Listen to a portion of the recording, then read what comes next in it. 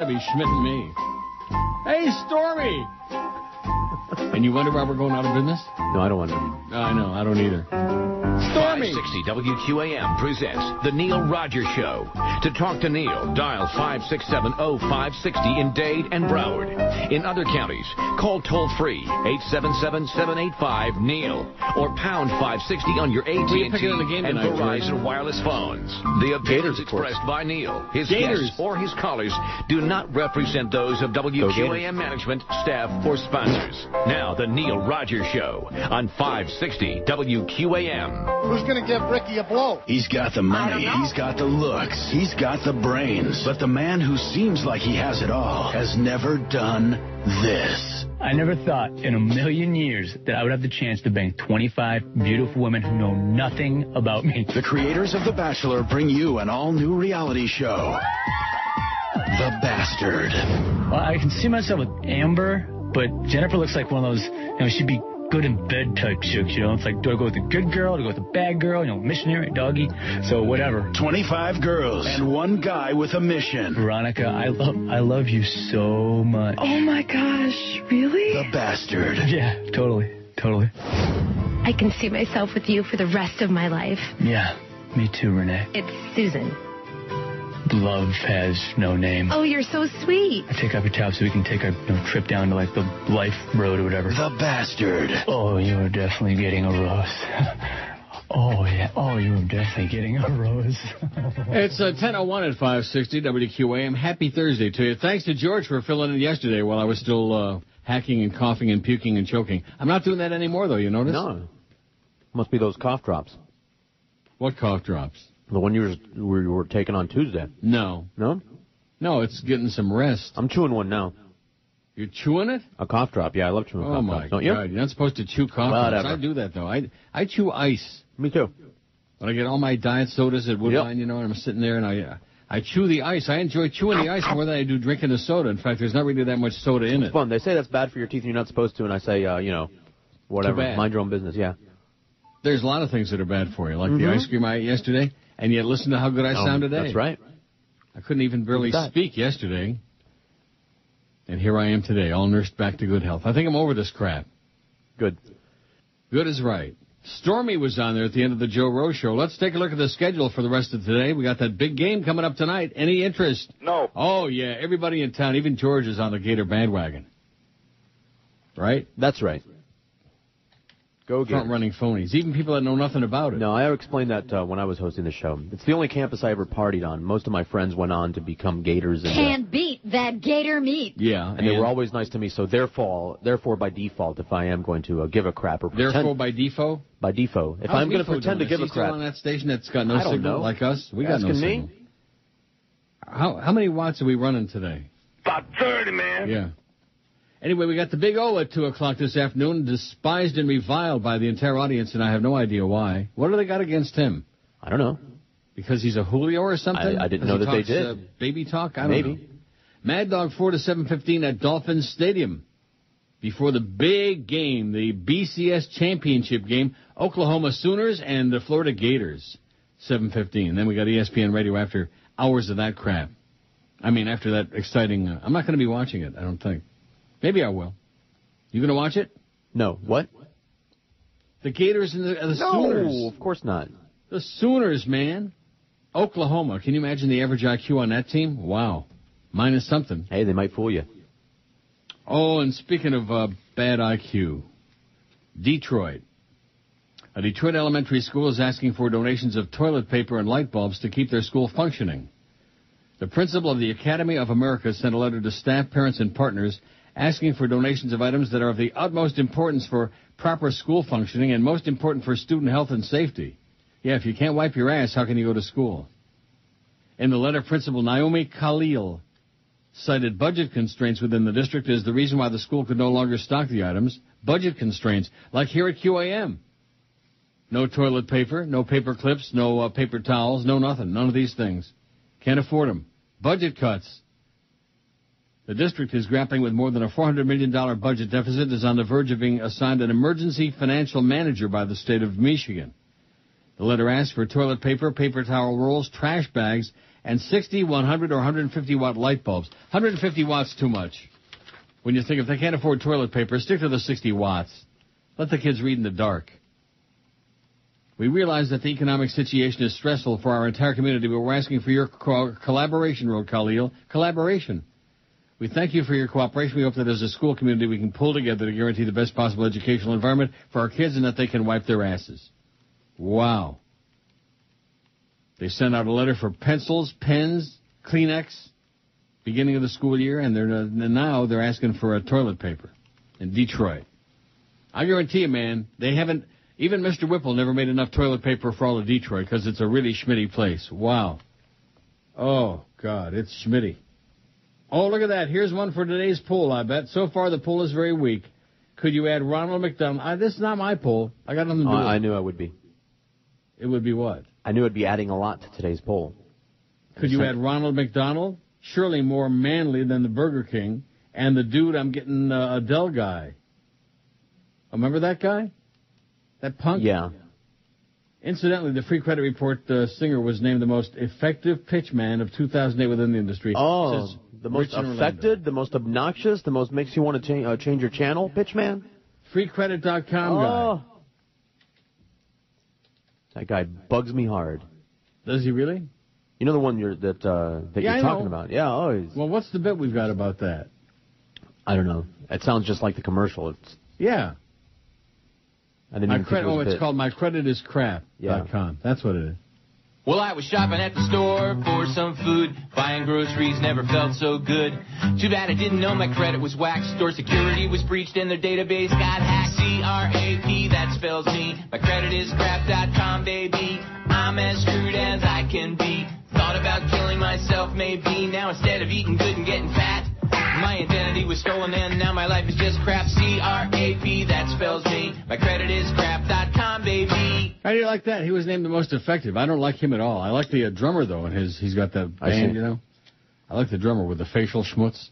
I don't like facial schmutz generally, but the drummer's okay. He could beat on my drum. Here's the poll from yesterday. This wasn't a bad one. Did you like it? No. No? Not really, no. Sorry. As much as I like The Godfather, thought it was kind of boring. Boring? Yeah.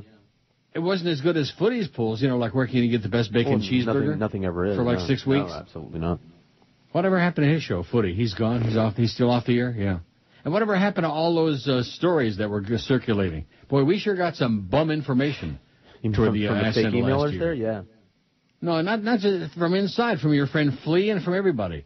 Oh, well, Sid's going back to New York, and Sedano's going in the mornings, and they're doing syndicated middays, and then IOD's going to FM. All those stories that were circulating about radio. As if anybody cares about radio anymore. Does anybody care about us? I'll tell you one thing. The emails have sure slacked down to like almost nothing. I've got one obnoxious one here from yesterday, which, thank God, I got it out the top of my pile. After I read yesterday's poll result. Did I finish with the, oh yeah, I did. Schedule. We got the big game tonight. Sooners and the Gators. I couldn't care less about either one of those teams. And I'm just not one of these guys that jumps on a bandwagon, you know? You know what I mean? What do you mean? Like I noticed on the morning show, they're all, with Zach. Well, where did Zach go to school? He's a Gator. He is a Gator? He is a Gator. Oh, my God. That explains a lot. God, talk about the average IQ in Tallahassee. Oh, no, that's in Gainesville. Wherever the hell it is. I get confused, all them redneck schools. Gators and the Canes. It's a fine school. I don't know. What is? UF. Gainesville? Yeah. No, it's a party school. That's it. That's a place to get drunk and get laid. Right. Of course, so is any college. Even Vassar. Well, I need to go back then. Even Yeshiva, I'll bet. You what? Who's your favorite non-Corleone character from The Godfather? Tom Hagen, 106. Good old Robert Duvall, man. He's just great. I guess I should get some drop-ins here, huh? Yes, get some droppings. Let's see. Robert Duvall. What do we have him saying? We don't have anything. We ought to. No, we got Tessio saying, well, he just... Tom, can you get me off the hook? For old time's sake. Can't do it, Sally. Can't do it, Sally. Is that all we have him saying? Wow, I'm looking through Tom Hagen? I'm looking through right now. Got to be more than that. With all the Godfather drops that we've got? No. Oh, here's a response from Norma Kant. Yeah. Oh, yeah. Call you when I get out of court later. Oh, yeah. Go away, Norma. You're useless. Useless as breasts on the moon. The most beautiful, lovely, supple breast in the world could be on the moon, and you could reach out and still not be able to reach them. Anyway, Tom Hagen wins 106. We just don't have any Tom Hagen. Apparently not. That's kind of sad. Luca Brasi comes in second with 96. Best remembered for when he said, Don Corleone, I am honored and grateful that you have invited me to your daughter's wedding. Oh, I'll take care of Luca. Let me worry about Luca. Mo Green. Oh, my God. Mo Green got 72 votes. He's third. Do you know who I am? I'm Mo Green. I made my bones when you were going out with cheerleaders. Clemenza, Fat Clemenza, was fourth with 69 votes. Oh, Paulie, won't see him no more. That's who I voted for. Did you? Yeah, he always cracked me up. Yeah, he was great. I love Fat He's like comic relief. Even when he's shooting somebody, he looked funny. Yeah. Fat people gravitate toward other fat people. I don't know if you're aware of that. I did not. It's gravity. That makes sense. Yeah, that's right. Frankie Pantangeli, he got my vote. Good old Frankie. He got 59 votes. I kept saying, Michael Corleone did this, and Michael Corleone did that.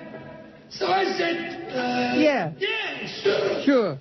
How could you not love Frankie Five Angels? I do. Apollonia got 52. That's because of her supple breasts. Hyman Roth, 40. Other, 39. I don't know. Why do we have other on there? I don't know. Virgil the Turk Sollozzo, 19.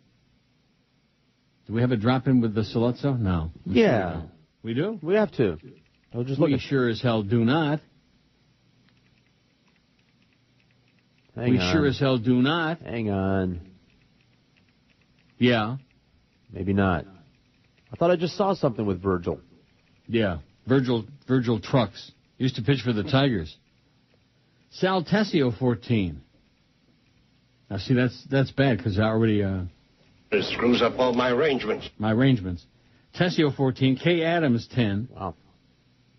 Johnny Fontaine, 6. Johnny Fontaine, 6.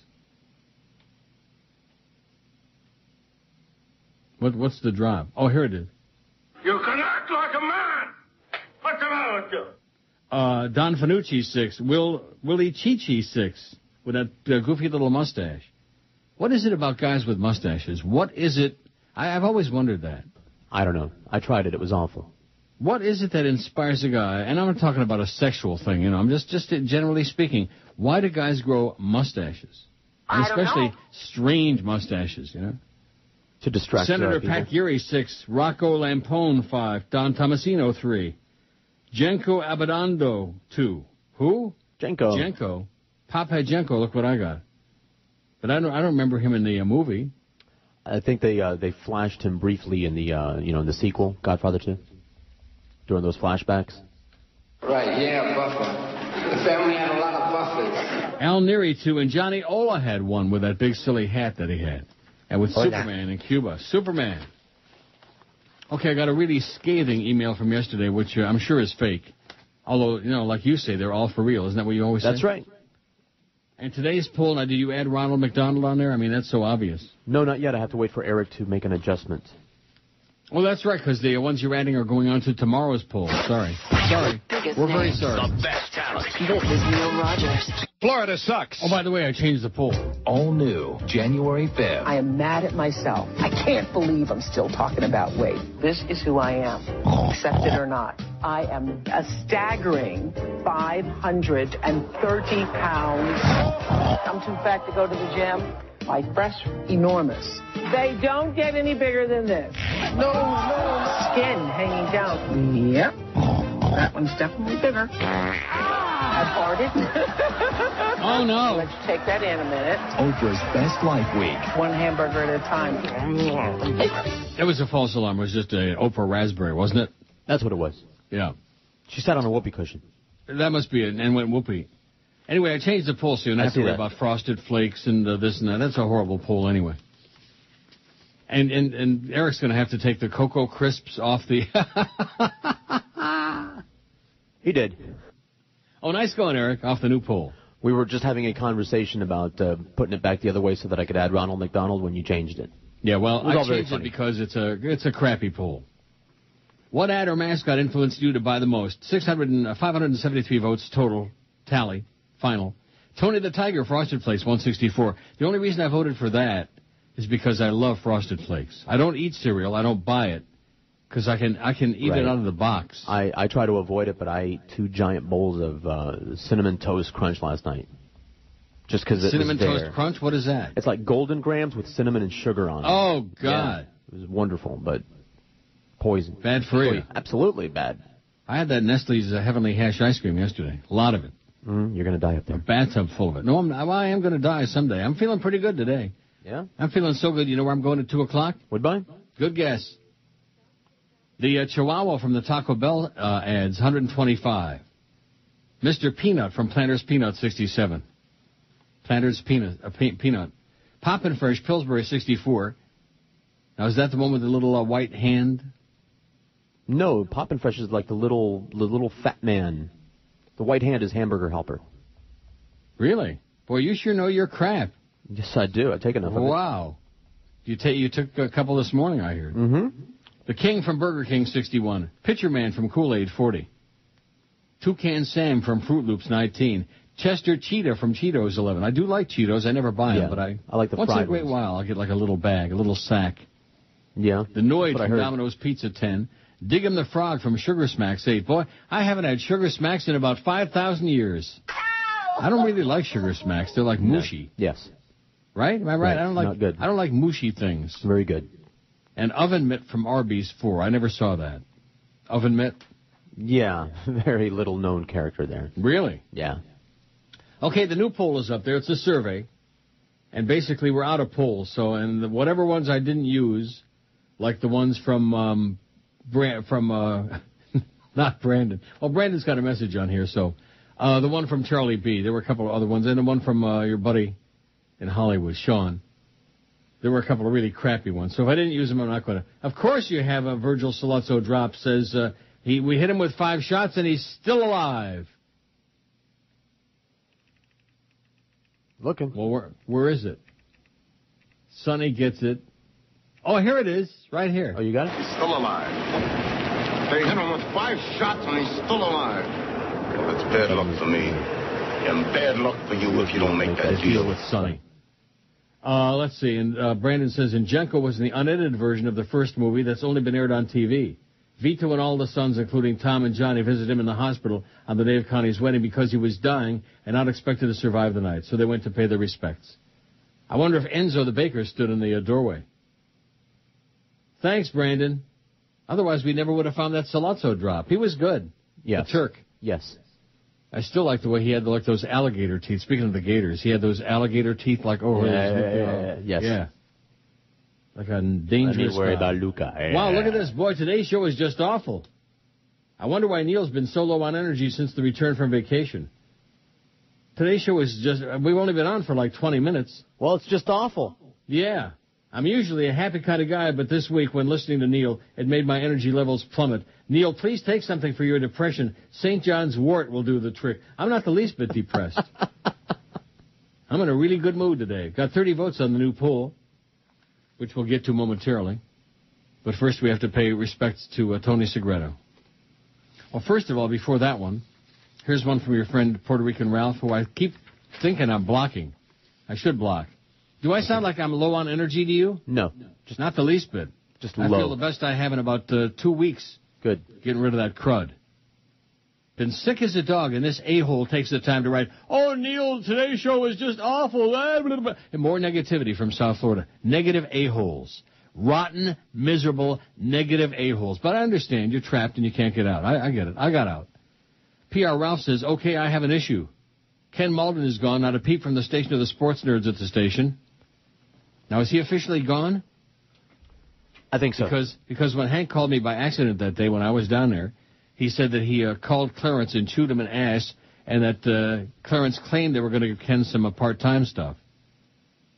Now, do we have any way of knowing whether they did or not? I do not. Let me look at the schedule. I don't see him anywhere on the schedule this weekend. And I tend to believe that Clarence probably just told Hank that to get him off the phone. Anyway, well, we miss Ken Malden. He's a great guy, and I already paid him great tribute and homage and respect, and we're very sorry the way they screwed him over, the way they turned him over and they stuffed a hot poker right deep inside his body.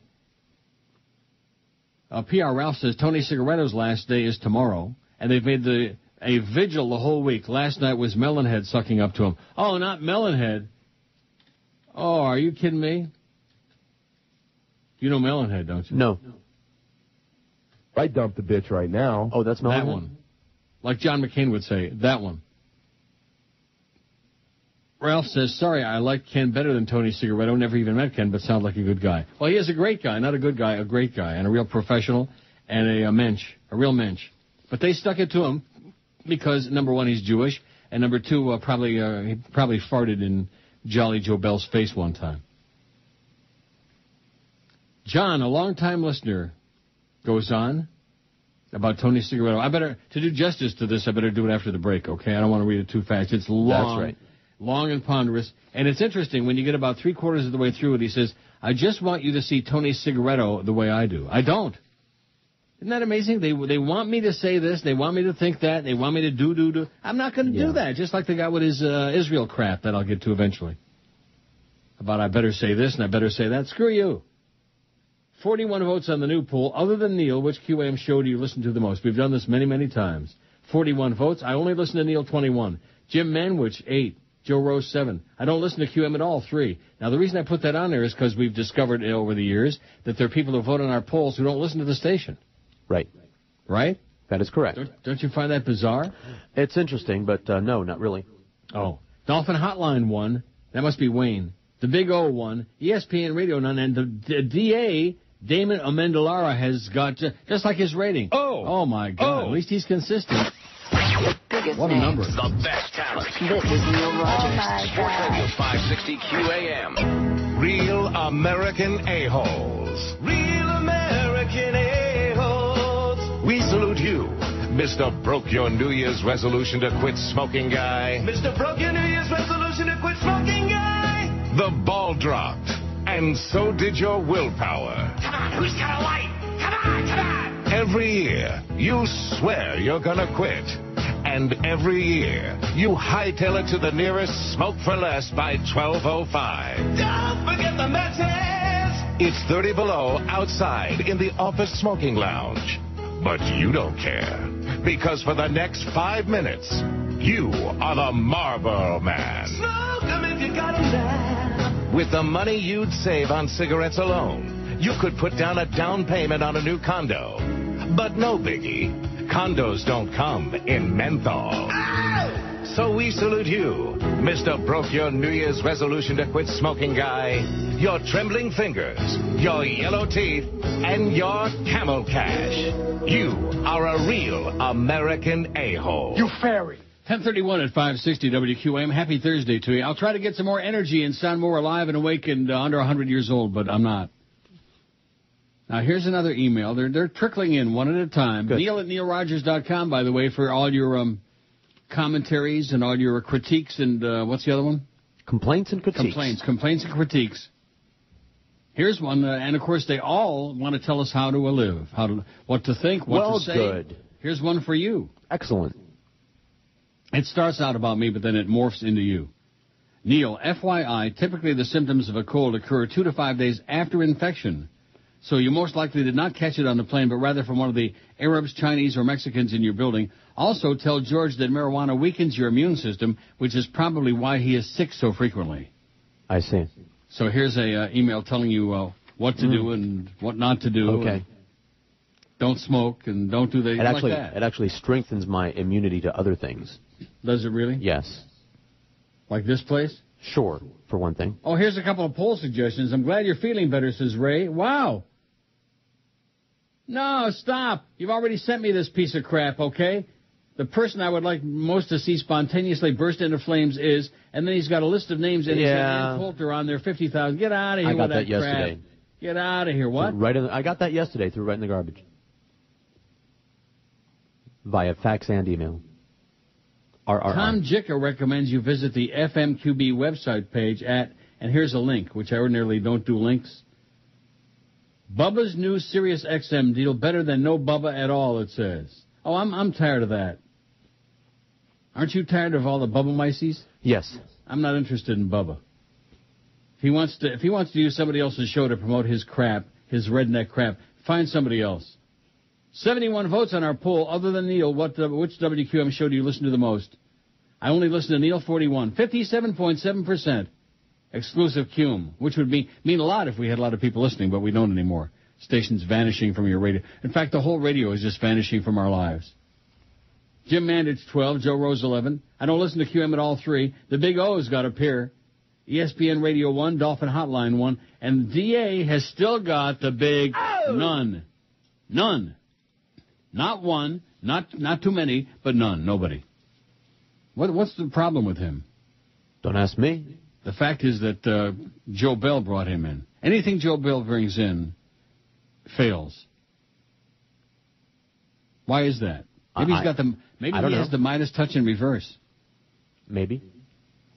Tony says, well, "Oh, this is more of the same crap." Oh, I like the guy said, I don't have any energy. I'm weakened by the audience. Tony says, "Why are you not on Sirius? I'm stuck in this Mickey Mouse town, Orlando, with nothing but yahoos on the radio. I got Sirius in my new Dodge Nitro, and I'm so disappointed you aren't on. Are you considering the possibility of satellite?" No, they're not considering me, and satellite's going to be out of business very soon anyway, sometime this year. Or are you just going to continue to milk terrestrial radio? Can't blame you if you do. Now, what does that mean, continue to milk terrestrial radio? Aren't you milking it? I'm taking a 50% pay cut. I just made out my first deposit with my new reduced amount, and I just... I mean, not that I'm starving. I'm still making some pretty damn good bucks, but, oh, my God. I don't care who it is. When somebody reduces your income by 50%, that's a real blow, if I can use that word. Can I say blow? No. Low blow? Can't blame you if you do. Also, if any South Floridians are considering moving up here to Orlando, please tell them to see a good shrink really fast. Tony. Now, Tony says, I'm listening online. Please tell me about this. He's listening online, so what's the problem? What do I need to be on Sirius for? They don't have any money, Tony. Don't you understand? They don't have any money. Howard's got all the money. Their stock is a resounding 14 cents as we speak. It was down to 12 cents over the weekend. Now it's bounced way back up to 14 cents a share. Love you, Neil, but need you on Sirius, please, says Tony. Well, what does that mean? Get on there, would you? Go to Sirius. Just get on there. There you go. They don't want me. I don't want them. That's the way it works, Tony. I need them like a Lochenkopf, as the Chinese say. Oh, sorry, Ron, Paulie. Old Ron and Paulie be upset I'm stealing their material, Chinese. Can you believe that Yeah, I can. He's just shameless. Okay, let's get back to the Tony Segreto business. Now, are you a big Tony Segreto fan? Me? Yeah. I don't know from any of these people. Big ears. No, I know who it is, but see, people who are newscasters, people who read the news on television, it could be anyone or anybody or nobody. It used to read the sports. They're interchangeable as far as they might as well have news-reading robots. They're interchangeable people. John says, "Hi, Neil, I'm a long-time listener. I've sent you one email since you started the email portion of your show." Well, they're pretty grim and slim today, I'll tell you that. The holidays are over, folks. No more Chinooka and Christmas and let me tell you about a scam. I asked you about this off the air on Tuesday morning. About this January 5th or 6th thing where it's like certain ethnic groups celebrate like... Three Kings Day, it translates. Yeah. So it's another excuse to go out and buy everybody a whole bunch of gifts for the kids. Okay, sure. Yeah, Three Kings my ass. It's very optional, and most of us have opted out of it. It's a very old world, old-fashioned. Like Mexican. I guess. Good excuse to go out and spend money. I guess. Anyway, John says, the reason I'm writing this email to you is to give a lot of credit to Tony Segreto. I just realized that he's retiring. Hey, Tony, retire! I know you don't think much of him, but I wanted to speak my mind. Anyone who stays in this community for as long as Tony has deserves a lot of credit. I'm not a big fan of his gigantic ears, but the man has shown a loyalty to the community and to his family. Well, what does that mean? I know you probably think that I know him, but I don't. No, I don't think you know him. I just think you're, like, obsessed with his ears. You got a fetish for silly people with big ears. Just as there are people who don't like you, they can't argue the fact of your service and loyalty to the community. I don't have any loyalty to the community. I haven't even lived there for the last 7 years, most of it. My loyalty to the community, I can't stand South Florida. I despise it. Makes me nauseous. My stomach starts churning when I think about having to be there.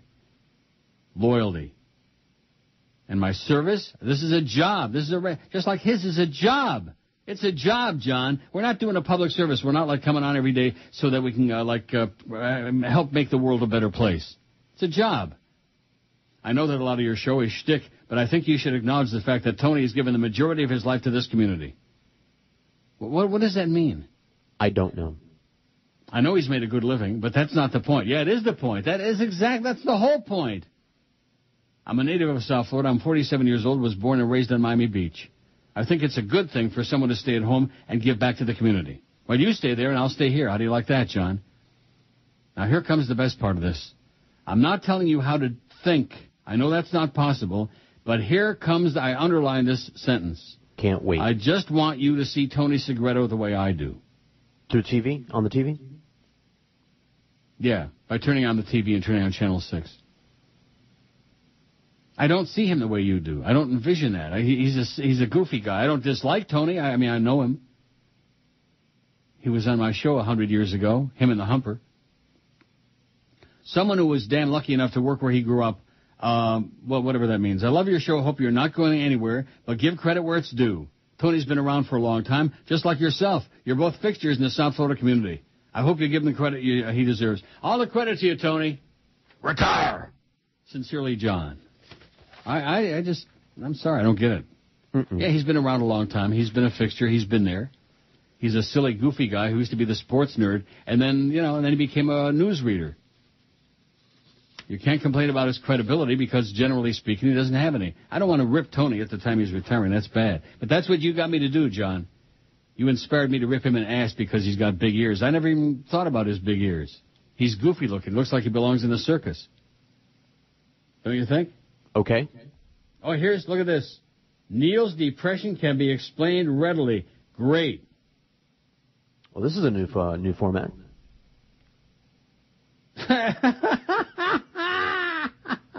What do you mean by that?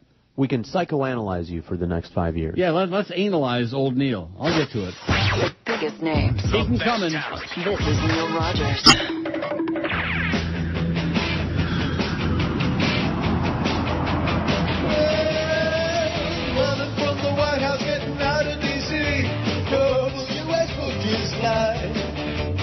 Halliburton waiting there for Dick Cheney. They'll have his rule ready tonight. They're on the Dubai. Playground for wealthy white guys. Yeah. Back to Dubai. Well, the executive suite at the hotel crew is staffed with perfect flat bacon girls. Repository for the slime of crime. That no one's gonna extradite.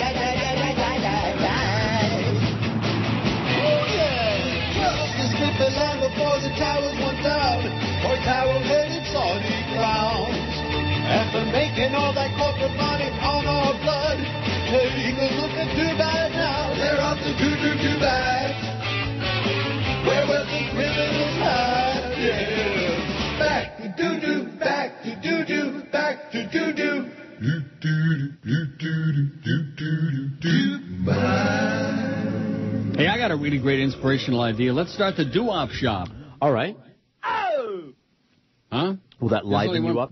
One big problem with that. I don't like doo-wop. Yeah. Most of it sucks. Yeah. It all sounds the same. Yeah. Who was the guy that used to do that, the doo-wop shop? I don't know. Yeah, you do. No, I don't. If somebody told us the name... You talked about him all the time, and I would say, yeah, that guy. But I didn't remember it then, and I don't want to remember it now. Right. And I think he had a show on Magic once upon a time on the weekend, and then they Schmidt canned his ass. Mm-hmm. Of course, in this business, if you're around long enough, sooner or later, most people will get their ass Schmidt canned. I never had my ass Schmidt canned in this market. I'll tell you that. I've been here, how long? March 1st is 33 years, our big anniversary show. Anybody care? No. Any interest? No. Let's get a whole bunch of emails about Tony Segreto, okay? You like him, you hate him, you don't give a crap, you got big ears. Is he a goofy, silly guy? He's a silly guy. He's just silly, you know? I don't know. You know what I mean by silly? I do. It's hard to take silly people seriously. Doesn't mean I dislike him. I don't dislike him. He's okay. He never stole a freight train. It's not like when he comes on the air and if I'm down there. And by the way, who are these? Every time I come down there, there's a whole bunch of new Barbie doll heads on the air doing the news. Who are these people? I don't know. Jason says, like Tony Segreto, I grew up in South Florida and still live and work here. The difference is that I'm trying to get the F out. Love your show. Take care. Good luck to you, Jason. Thanks for your refreshing honesty. As opposed to, oh, you're just sour, Neil. You're just bad. And by the way, don't wait for any phone calls today. George tells me his calls yesterday were sensational. Sensational. That's because you Set get the world on fire. Man. That's you right. You get all the intellectuals. Mm-hmm. I'm your friend. I'm your friend. Hi, Ron. Hi, Ron. Maybe it's your energy level, you know. Yeah, maybe if I get my energy. Well, here you go. Well, you must be psychic. Here's this email. Neil's depression can be explained easily. This is from Akimbi Mambugani. Wow. Wow, what? And it's not a Bank of Nigeria solicitation? No. I had a whole bunch of those this morning. I don't get any real emails anymore from. I don't even get the fake this one or fake that one anymore. I just get those ones you're talking about. Oh, I'm in Lagos, Nigeria, and I've got $80 trillion, and you can have it if you just send me your shoe size and all that. I get a whole bunch. How is that possible that so much of that's going on? Must be a lot of really stupid people. Yes. Anyway, here's one. It says, heard someone in the email saying that Neil is low energy this week. The explanation for this is simple. You know, I'm sitting here. I sound like I always do, to me. I mean, I don't know. Do I sound different than I usually do? Nope. And I sure as hell sound a lot better than I did on Tuesday when I was choking in that last hour. I never thought I'd make it through. All that post-nasal drip, man. When you're trying to talk and it's dripping down in your throat. Yeah, like that. Coughing spell. I didn't think you were going to come back from that one. That's what I'm saying. So I'm sure you weren't shocked when I texted you yesterday morning and said, please do the show. I'm sick as hell. And by the way, I will tell you this. It ties right in with this email. Because you don't need to talk to the machines.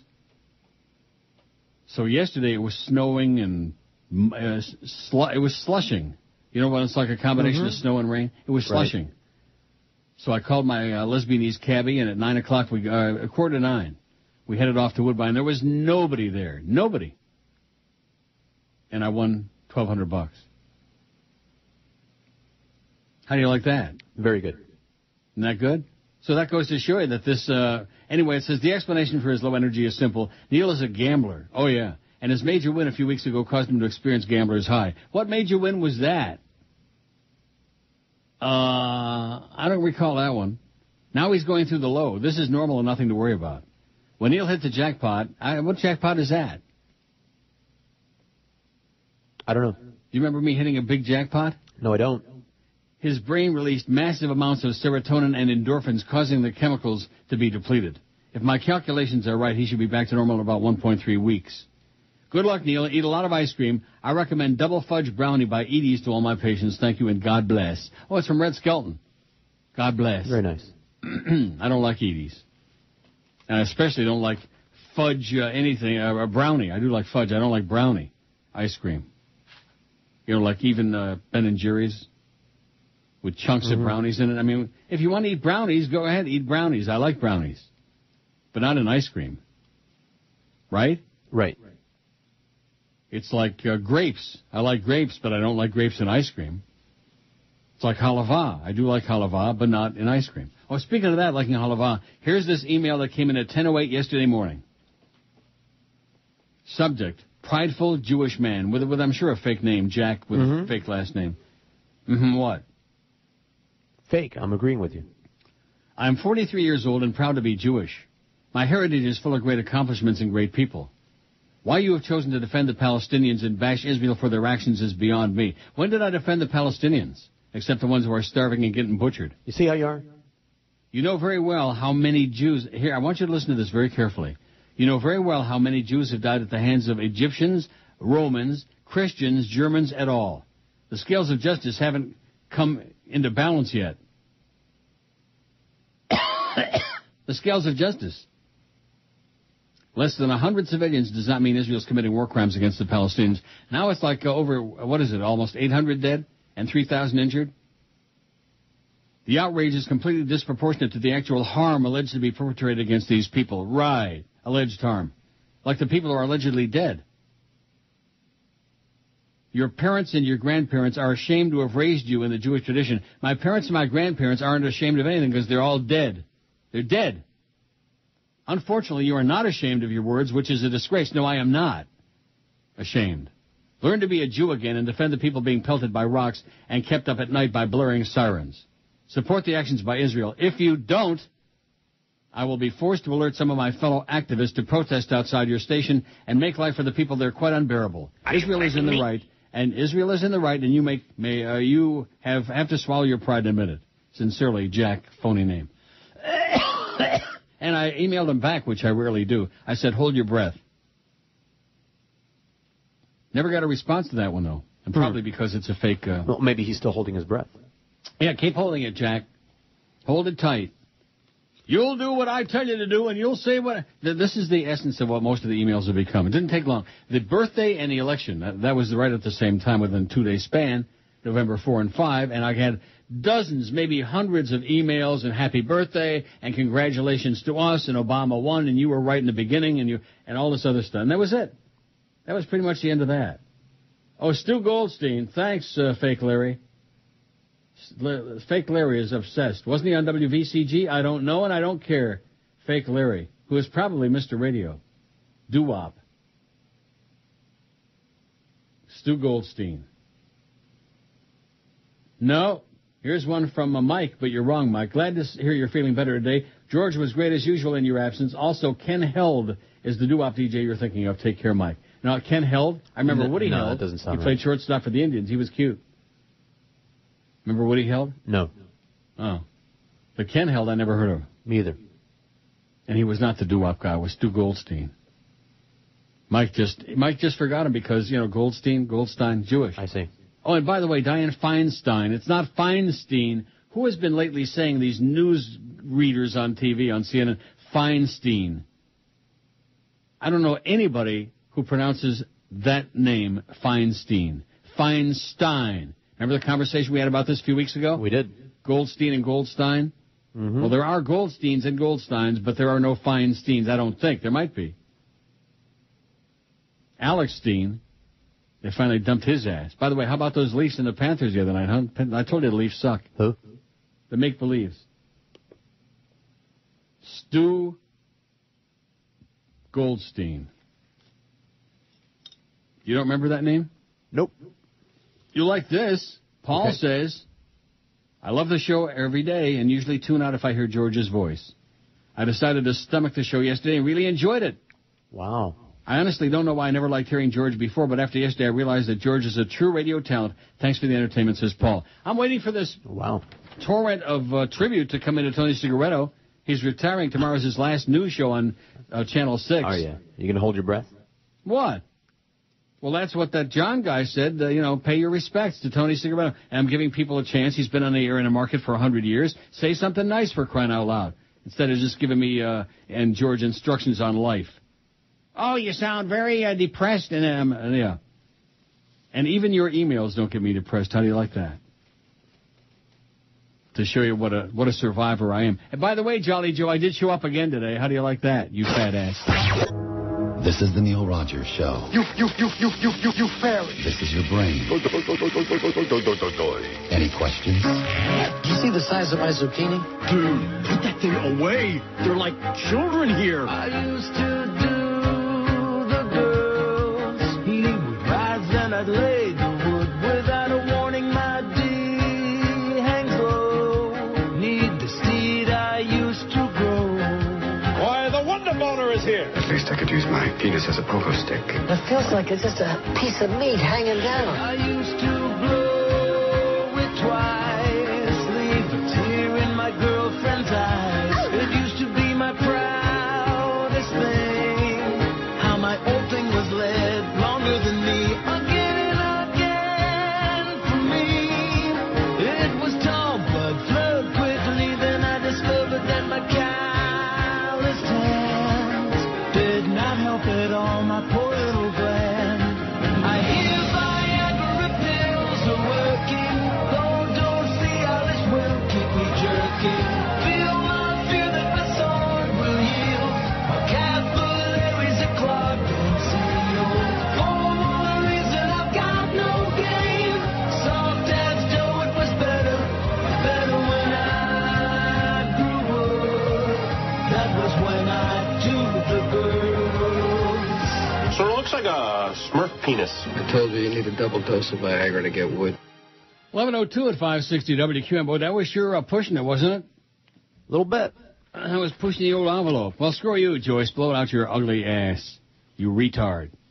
Fake Larry King says, I'll excuse the insult. I'm not the chronic Mr. Radio. Now, Mr. Radio has disappeared. So the year is off to a really good start. A self-proclaimed oldies freak, Stu Goldstein, hosted a 50s talk and music show from 1984 to 1999 on several South Florida stations, including WIOD, WKAT, and WAZY. Well, what is that? Did you ever hear of WAZY? No. I remember WAXY, which we still got, although it's on AM now and it used to be on FM.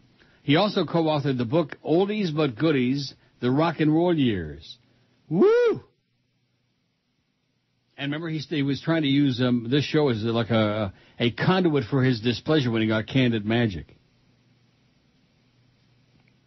Remember that? Mm-hmm. Sending faxes in and ripping Bob Hamilton in the ass. Well, Bob Hamilton is gone. The only problem is so is Stu Goldstein. What's with all the, where's all the Tony Segreto emails?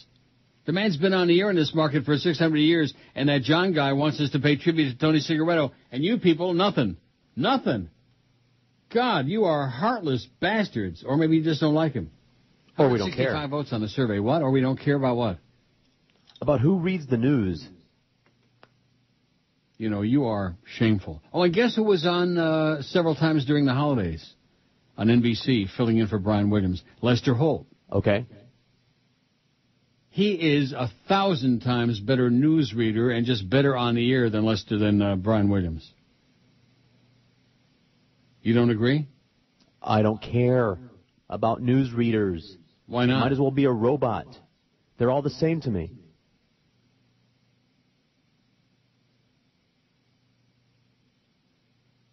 So you're saying that like Elliot Rodriguez in Channel 4? Look, unless they got a purdy punum, I don't even take notice. Is the same as Jennifer Sloppy Valapi? It might as well be. Is that what you're saying? Might as well be, absolutely. I see. Well, maybe Elliot Rodriguez is sloppy. Who knows? Probably. Here's one that says you were well enough for Woodbine yesterday, but not to do the show. Hooky. Uh-huh. Yeah, what's this obsession with Hooky? I got news for you. I don't need to talk to go to Woodbine. As long as I'm breathing, I'm well enough to go to the casinos. When I was down there, I went to Hard Rock 4 times and Pompano a couple of nights. Should have gone to Gulfstream. They would have hooked me up with a really good machine, but too far. Oh, and speaking of that, we got the thing starting tomorrow. Now, are we talking about that now or what? We can, yes. Because this is going to be a trial run anyway. What do you mean by that? Practice. Practice makes perfect. We've got a Pick the Ponies promotion with Gulfstream Park starting tomorrow. Well, not really starting tomorrow. Tomorrow's like a dry run. Right.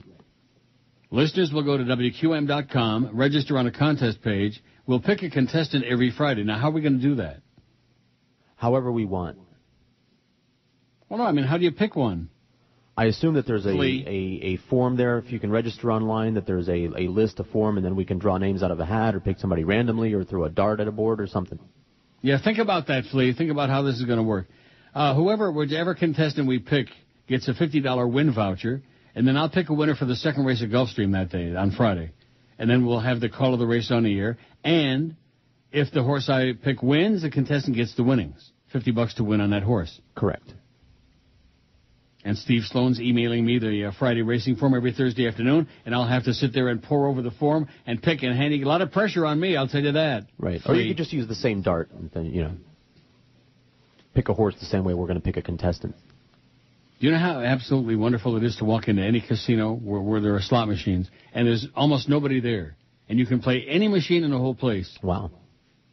And then you can find a good machine man, which I did. Enrique says it would be great if you guys could turn the archives into a podcast. They are, Enrique. That way listeners could subscribe and automatically get the latest shows. Autumn, oh my God. Right-click, save target as, and there it is. Subscribe my ass. No. Click it, it's there. Click it, you got it. It only requires setting up an RSS feed with links to the audio files. Very easy and would be a great boost for your show, says Enrique. It's called taking something very simple and making it muy complicado. Am I right? Yes. What are you getting all bent out of shape about? Because you know, Eric does. You're going to get me all depressed again. I'm going to have to go off to Woodlawn. Oh, geez, there goes your energy level. Get my endorphins all whipped up. Because Eric doesn't have to do that. Make those archives available the way that he does, all nice and organized, the way that they are. Well, here's Mr. Radio. Mr. Radio, and he sends me a picture. I'm still around, you old coot. Stu Goldstein was known as the keeper of the keys. That's right. And here's a picture from an old IOD remote with a big IOD banner in the back. Now, let me see if I recognize the people.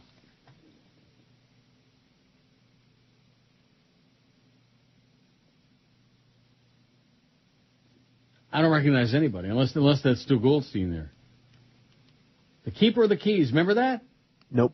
The keeper of the keys, Stu. He was like from the same era as Eddie K., Ed Kaplan. And they both got screwed over. See, if you're in this business, eventually you'll get screwed big time. Like eventually you'll wind up working for Joe Bell, who's a heartless, rotten, fat-ass bastard. I mean, that's not just for on the air. I mean, that's just reality. That's not shtick. Of course, they never believe anything we say anyway. Oh, you guys must make all this stuff up. Like the thing with Mo, you know? He made all that up. How could you make him up? Right.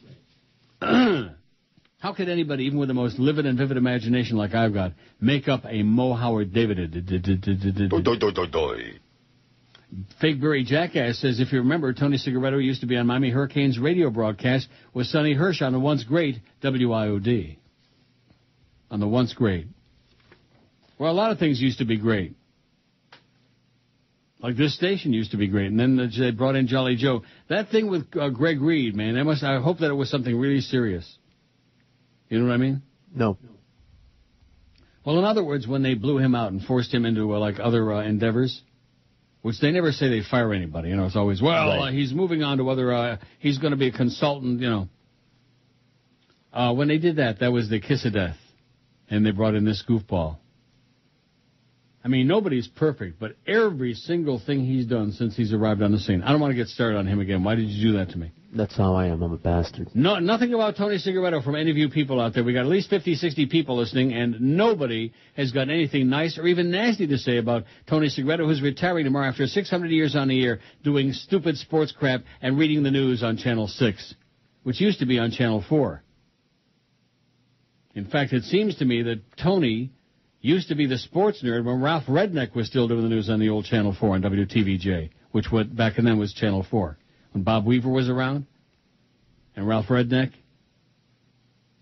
and who else was that? And Jim Brosmer, I think, was on that thing. Mm-hmm. Or was Jim Brosmer? Yeah, he was on there, and then he was on Channel 10, I believe. But anyway, Tony was the silly sports nerd on there when Ralph Redneck was still alive doing the good night, may the good news be yours. Ho, ho, ho. He was a, I don't know, is there a word to describe Ralph Redneck? No, not drunk. I don't want to say that. Heard a lot of stories about his drinking exploits, though. Yeah. I'm still looking. No, I keep checking the Outlook Express. Maybe you should hold your breath. Yeah. I don't know what that picture is supposed to be, Mr. Radio. And, of course, he don't bother to come back and tell me who it is or what it's all about. 179 votes on the survey.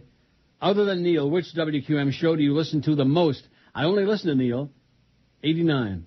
49.7%. Under 50%. Jim Manwich, 50. Joe Rose, 17. I don't listen to WQM at all, 13. The Big O, 6. Damon Amendolara's got a pair, finally. He must have voted twice. ESPN Radio 1. And Dolphins Hotline's got 1. Wow. Somebody in the organization must have voted. You think? Must be.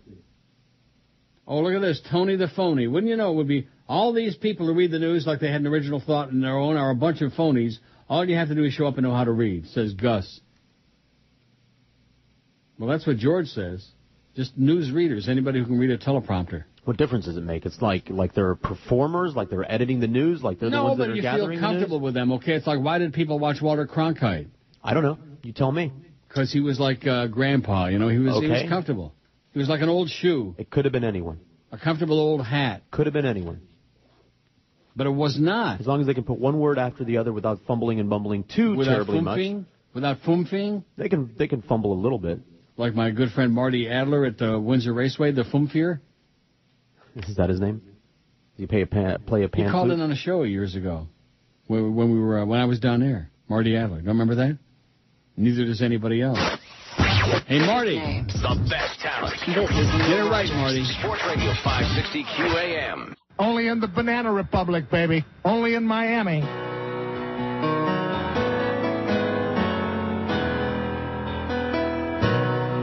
All right. Goodbye, W. Bush. I gotta say it. Kiss my Marshall tush and thanks for leaving us the legacy of your economy, the biggest bank heist in our history. The blood won't wash off of your hands. Complicit Saudi retard. 3,000 dead by your incompetence and thousands more for your whimsical designer war. We showed the world our rear, that we're so stupid here, allowing you to stay for 8 years. If we had brains, we would have ousted you and your neocon friends. Absolutely. And we shook hots on you with a Cheney, and then someday, when justice is served after you pass away, like Larry Craig, we'll tap dance on your grave.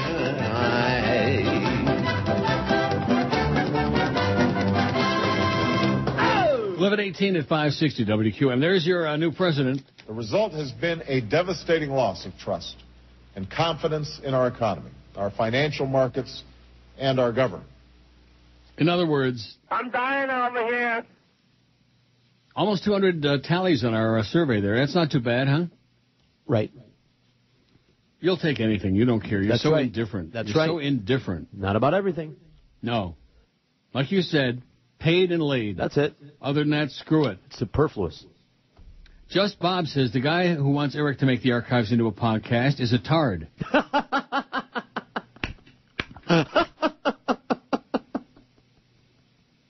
I didn't think it was that funny.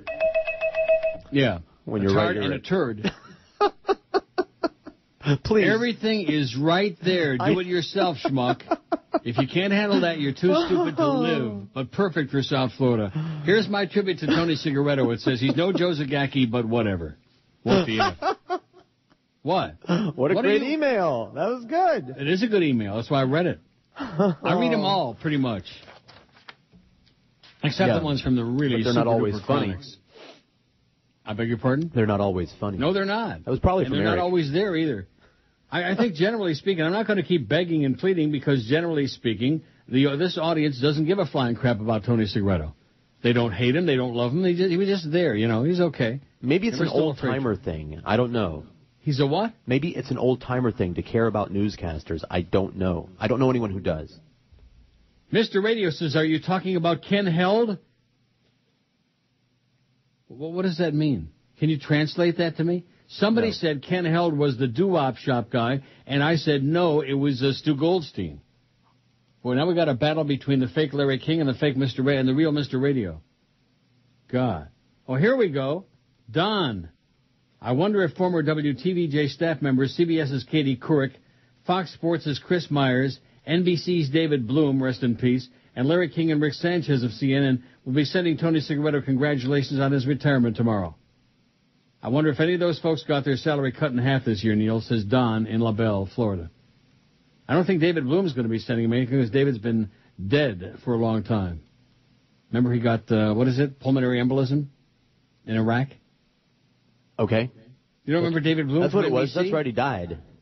He died from sitting in the tank too long. He said, thanks a lot, and sitting there immobile, and all of a sudden, that's right.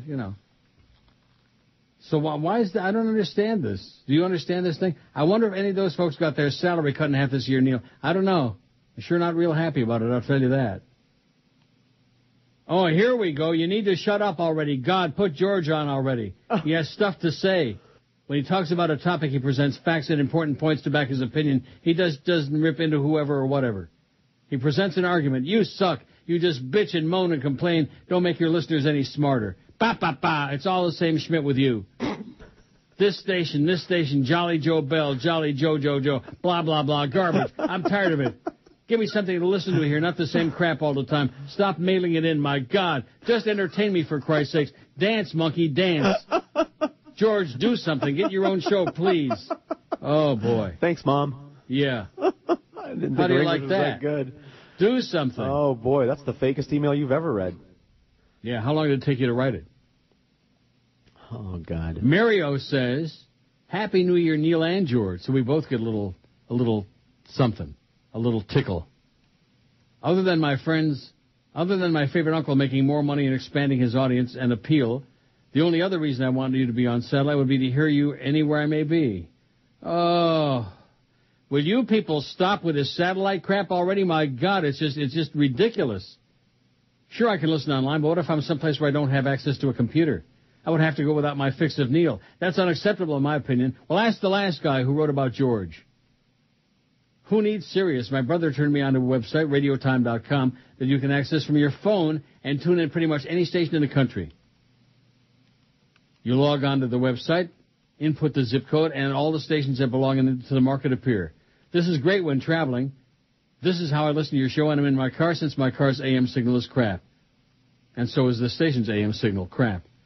For example, I went to lunch at Pizza Hut yesterday. They were blaring The Coast. I pulled out my phone, started listening to George blasting Scientology. It was beautiful.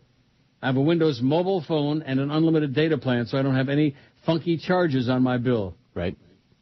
I'm really not sure how this would be on a regular cell phone, but no one has a regular cell phone since before Jesus was a baby. Correct. I just wanted to pass this along, this useful info, because it's a convenient way to listen to the best show on radio from anywhere. All you need is a cell phone with internet access, and that qualifies a lot of people. Mm-hmm. Sorry if someone's already brought this up. No, they did not. George did a great job in your absence yesterday, as usual. Keep up the great work. How about some Mickey bits today? No chance. Your Goyim friend, Mario. Your Goyim friend. I did a Mickey bit block last Friday. Oh, did you? Well, that's enough. I'll say. That ought to keep the bastards happy for a long time. You'd think. Even I'm getting real tired. Eisner. I mean, they were funny the first 4,000 times. But thanks, Mario. The problems with the emails and not taking phone calls is that you don't get the sarcasm, says Michael. I have sent 2 previous emails dripping in sarcasm, but you took them seriously. Please take some calls. No chance. Please take some calls. Not even pretty please am I taking any calls. How do you like that? Please take some calls. I didn't understand the sarcasm. Yeah, I'm stupid. Well, we knew that. Here's one from the fake Larry again. I got one over on the Maven Mr. Radio. I told you it was Stu Goldstein. A self-proclaimed... He already wrote this before about... I already read it, and he wrote it about Stu Goldstein. Nobody cares, Mr. Radio. Or Larry, whichever one you are, whichever goofball you are. So here, we got... The show is so bad when I'm on, and it's just the same old crap. And then we get this other guy who's just got to have his fix no matter where he is. It's a radio show, okay? It's a radio freaking show. It's not my life. If it's your life, then all you can say is... I have no life. Oh, my God. These people that are like tragic.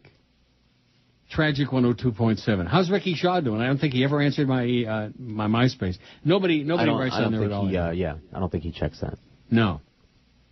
And neither does anybody else. I guess anybody that's into those interactive websites now is on Facebook. Right? Yeah. And MySpace is history. I mean, I get a few usually what I get is people wanting me to, join Mobsters, Inc. or some other stupid crap like that. And I just delete those. Go away with your Mobsters, Inc. and all your other silly games, okay? Games are for children. Yeah. Oh, here's the fake Larry again. I've been listening to Bubba since Monday. Once you get over the Yahoo ambiance, it's actually not bad. He mentioned your name again today, saying every market has a guy who's been around 100 years, like Neil Rogers in Miami. He did a great bit today at Clear Channel's expense. His produced song parodies are good, too. Well, I'm glad you're enjoying it, Larry. Get a life. I have no life. Good God. Speegs in Longwood, who can't make up his mind whether he wants to be contribute something positive or just be a chronic, my team's better than your team, one of those guys. I hate those guys. Speegs in Longwood says, I share your disgust with the people of South Florida as I moved away years ago and have been happy ever since. But was there ever a time you enjoyed South Florida, thought it was a great place to live? Glad you're feeling better, says Dan. Well, thanks, Dan. Yeah, there was a time when I first came there, 76.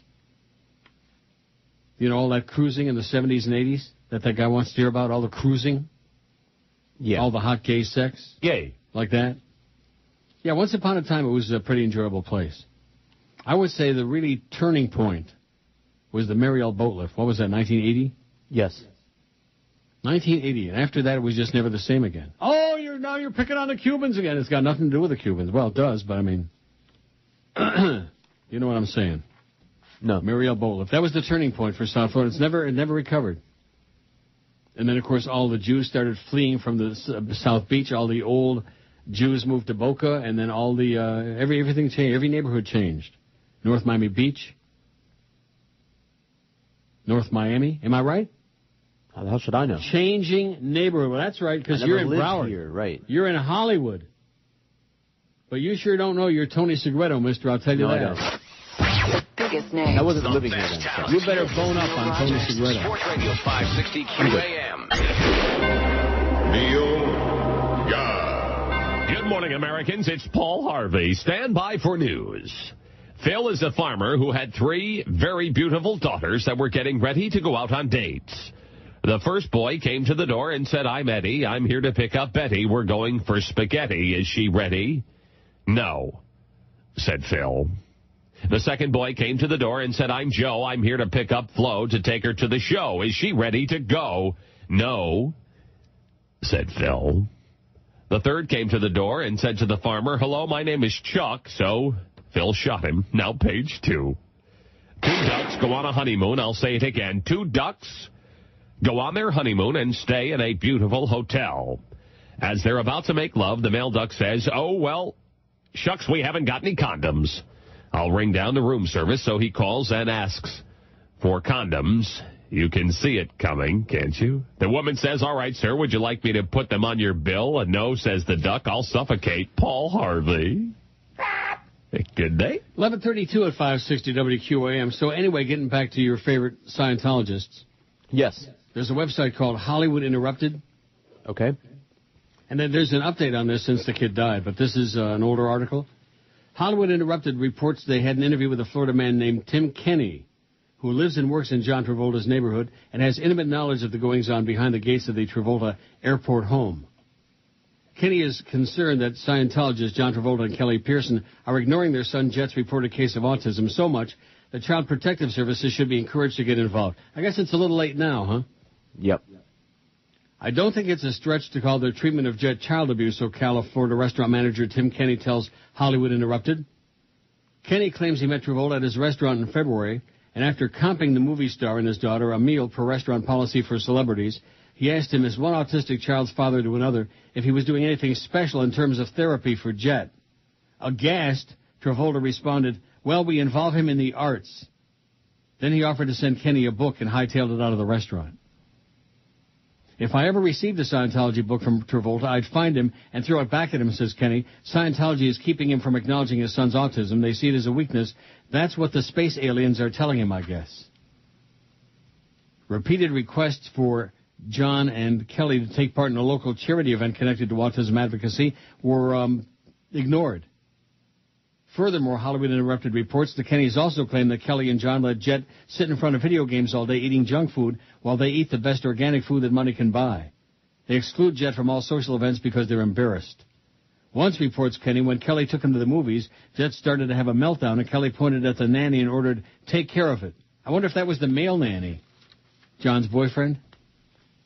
No comment. Jet does not speak at all, confirms Kenny. He's not even been taught how to communicate. We struggle every week to pay for our daughter's therapy. How dare Travolta ruin his own son's chances of recovering? We want to get the word out on this. Too late. How do you like that? Right. Problem solved. Yeah. Good old Scientologists, baby. But don't be knocking then. They'll come knocking on your door and pee on your leg. They'll take a big dump on your doorstep. You'll see. They're rotten bastards. Mm-hmm. They like revenge a lot. 225 votes tallies on the survey. Oh, look at this. The fake Greg Budell. Sirius was willing to offer you the option of rebroadcasting your existing WQM show, plus a one-day-a-week Sirius-only show in the six-figure range. Why didn't Norm entertain the offers? I'll tell you why, Greg, because there weren't any. That's why he didn't entertain the offers, because there weren't any. There weren't any then, there aren't any now, but I'm delighted to have you back with your fake emails.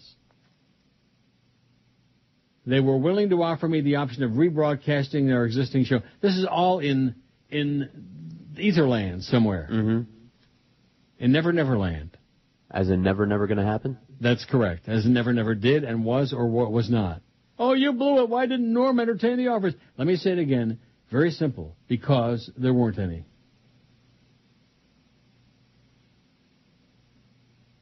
Did you do this? This one guy, Bosford, he means well, and he keeps sending me all. I've already got that article in my pile. Just relax. See, I'm not really all that interested, for the most part, in people sending me articles, unless it's something really spectacular. I'm interested in having people say something. Oh, I know. Yeah.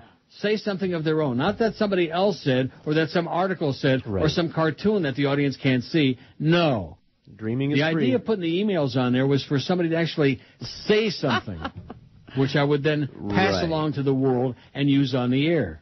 If they can't get it together to say something on the phone... How are they going to do? Well, but it's a lot easier to sit and write something as opposed to express it verbally. I mean, they can't even write, I'm your friend. They can't even write that out. Nope. Well, why not? Difficult. Brandon says, I don't care about whether Tony leaves Channel 6, but the sale of WTVJ most likely got him scared, and instead of being fired, he just decided to step down. Maybe now he regrets seeing that the sale fell through, and looks like NBC will keep WTVJ after all. Too much time to think, Brandon. Too much time to think up to conjure up all these. I mean, who really cares? Obviously not too many people in this audience. Tony Segreto has been on here for 1,000 years, and they got nothing good to say about it, or even bad. Nothing. Shameful. Don't you think it's shameful? Whatever. Oh, and here's one that says, and predictable, and how many times have you been in Dade County other than the airport in the past decade? Well, a whole lot of times, because the station's in Dade County. Since 1999, have you been in Dade at all? Of course you will answer you can, which is avoiding the point. Well, what is the point? This starts out by saying and, as if there's something like predicating that is left out. And in addition to which, who the hell wants to be in Dade County anyway? Not me. No. Or me. Who the hell wants to be in Dade County? And why do I have to be in Dade County? What has that got to do with anything? If you, like I said before, if you like it there, great. I'm not going to sit here and try to convince you that it's this or that or whatever. If you like it wherever you are, if you're in Punxsutawney and you're having a great life, good. I'm happy for you. I'm not one of those misery loves company kind of people like so many of the people in South Florida. And here, I'm doing just fine. The sun is shining, most of the snow is gone, and life is sweet. I'm over the flu, the cold, whatever the hell it was, 99% over it. But all these nasty, sarcastic, sour, and when was the last time you were in Dade County? What do you know about yada, yada, yada? And it's people like them who make me so delighted that I'm long gone, far away. I was in Broward County last week, all week. Mm-hmm. Was it good for you? What? Was it good for you? It was okay. I looked around. I saw a lot of old, grizzly people. Mm-hmm. The median age was still death plus 10. Oh, you're wrong, Neil. The demographics are coming way down. All the young people are coming down here. Yeah, all the people under 90, between 75 and 90, are moving to South Florida. 236 tallies on the poll. Other than Neil, which QM show do you listen to the most? I only listen to Neil, 122, 51.6%. Jim Manwood, 64. Joe Rose, only 24. I don't listen to WQM at all, 15. Well, screw you. Get off our poll. The Big O, 6. DA, 3. ESPN Radio, 1. And Dolphin Hotline still got solamente uno. One tragic vote. This is Neil Rogers. Some of yours, I'll show you mine. Next on C-SPAN. Dick Cheney's last official act as vice president, the final dump, recalled by the vice president's chief of staff, David Addington. Walking past this office, I could hear the grunts. I felt I should ask, Mr. Vice President, are you all right? With his heart condition, I was concerned about him winding up like Elvis. It sounded like he was passing one of the many children he's devoured. I guess there's no harm in saying now that Dick Cheney's diet is of a cannibalistic nature, much like Hannibal Lecter, only with a preference for young children. Mr. Vice President, please turn on the fan. Continuing coverage of Dick Cheney's final dump will continue after this commemoration of the George W. Bush Porta Potty Library. Well, we got problems, baby. We do? Yeah, signal problems. Oh, wow. Now, if I had just one or two, but now I'm starting to get a whole bunch of emails. Mm-hmm. Shirley, who's a regular emailer, says, your show is going in and out like a bad cell phone signal. And Brandon, who obviously we can trust, yes, says, you're off the air, on and off for about 5 minutes, and the Cuban music is very strong. Nick says, the signal sucks today. You're cutting out for minutes at a time. Rudy says, the radio signal keeps fading for the last 10 minutes. Wow. Hello? Can anybody hear us? Well, this is just a practice day anyway, right? Maybe they're doing transmitter maintenance right now. Or maybe we're running about a few watts. About 30, man. 30 watts. How do you like that? I mean, I've been doing this a long, long time. You know, I know that I'm old and boring and ponderous and yada, yada, yada, all this other crap. But the fact of the matter is this, that when people can't even hear the radio station, it's not usually a real good career booster. You follow what I'm saying? Yep. It sucks. It blows. Yep. Here's one that says, this is the guy that was ripping me about ripping Dade County. Of course, I never said anything about Dade County, did I? Talking about taking it personally. No, I was talking about South Florida and when it began to go in the toilet. That's what I was talking about. But anyway, this guy who was giving me crap for that says, you were off the air and cutting in and out between 11:36 and 11:40, so I couldn't hear your rant in response to my email ripping you for your unreasonably outdated, stubborn view of Dade County. Let me say it again. If you like Dade County, stay there. That's what I said. And, of course, I don't know if we're, back on or not. Do we have any idea? No. Any inkling? No. Anybody in the building with any spy reports about, like that? And no, I'll send Chris to go look. Oh, wait. Oh, Chris ain't there. That's right. Just us. Just me and George. And, of course, the rest of the building's probably listening to Kiss. They're probably kissing it. Oh, speaking of that... They're listening to the ticket. If they work on this station. Oh, that's right. Ticket. They're monitoring. During this show. Yeah, that's what they call it. Somebody sent this to me last night. Don't forget, January the 8th, which is today, is the King's birthday. Elvis is hillbilly royalty, says this goofball. Do we care? No. Are we playing Elvis? No. I could. It sound real good through that Cuban interference. Elvis does La Cucaracha. Right? Yep. We got some real technical problems going on. Did an engineer come stick their head in the door and say anything? No. Because if they do stick their head in the door, shut it real fast. Okay. How about our good friend Flea? He's usually aware of whether we're on the air or not. No one has come in here. George from Montreal says, my wife and I are on holiday in Ixtapa. How do you say that? I don't know. Never heard Mexican thing. Ixtapa. Go ask somebody. We listen to you daily via the archives. It's just great. It breaks my heart to hear you suffer so much because of the a-holes that are destroying the radio industry. It breaks your heart, George. Just relax. Broke my heart to write the bank deposit out yesterday. Oh, my God. Just tore my guts out. As a young punk, I stayed up all night with my AM-10 transistor, was able to pick up tons of stations all over the continent. It was great. Now it's all the same syndicated Schmidt. That's right. You're the best thing that ever happened to radio. It's a shame that more people haven't heard you. So sad. We're all screwed, says George from Montreal. Not a frog, he says. We're all screwed. Well, what does that mean? I don't know. I don't know guess if your life is about radio, you're all screwed. I guess. If your life is about radio, then really what you're trying to say is... I have no life. Right. But thanks anyway, George. Have a good time in that Mexican dump, wherever that is. Ixtapa. I never heard of that. No. Oh, here's one from the fake Larry King. I'm listening in Plantation Acres, and the Cuban music is cranking in the background. Tell George to turn it down. Turn it down, George. Anybody that knows me knows I don't like Cuban music. Turn down that Celia Cruz, man. In fact, you know something? Yeah? I think I just got a good inspiration. That's it. She was a community icon. Yeah. Well, you know where it is. Mm-hmm. Tonight on Biography with Mr. Mayonnaise. Hello, I'm Harry Smith. Mr. Mayonnaise. So anyway, we'll just play that in the background all the time, and then the audience will feel like right at home. They'll know what station they're on anyway. Sure. Ray, one of our regular emailers, says your signal, which is marginal at best, late afternoon and evening, has been fading in and out the last 15 minutes. At one point, I had to see if my radio was working, says Ray. How do you like that? We're getting a whole bunch of emails from people, so it's not like one or two just making it up to get us aggravated. It's like a whole bunch of real people out there. Fading in and out. When in doubt, faded in and out. Maybe we'll play Elvis music today. What do you think? If you want to, spin some wax.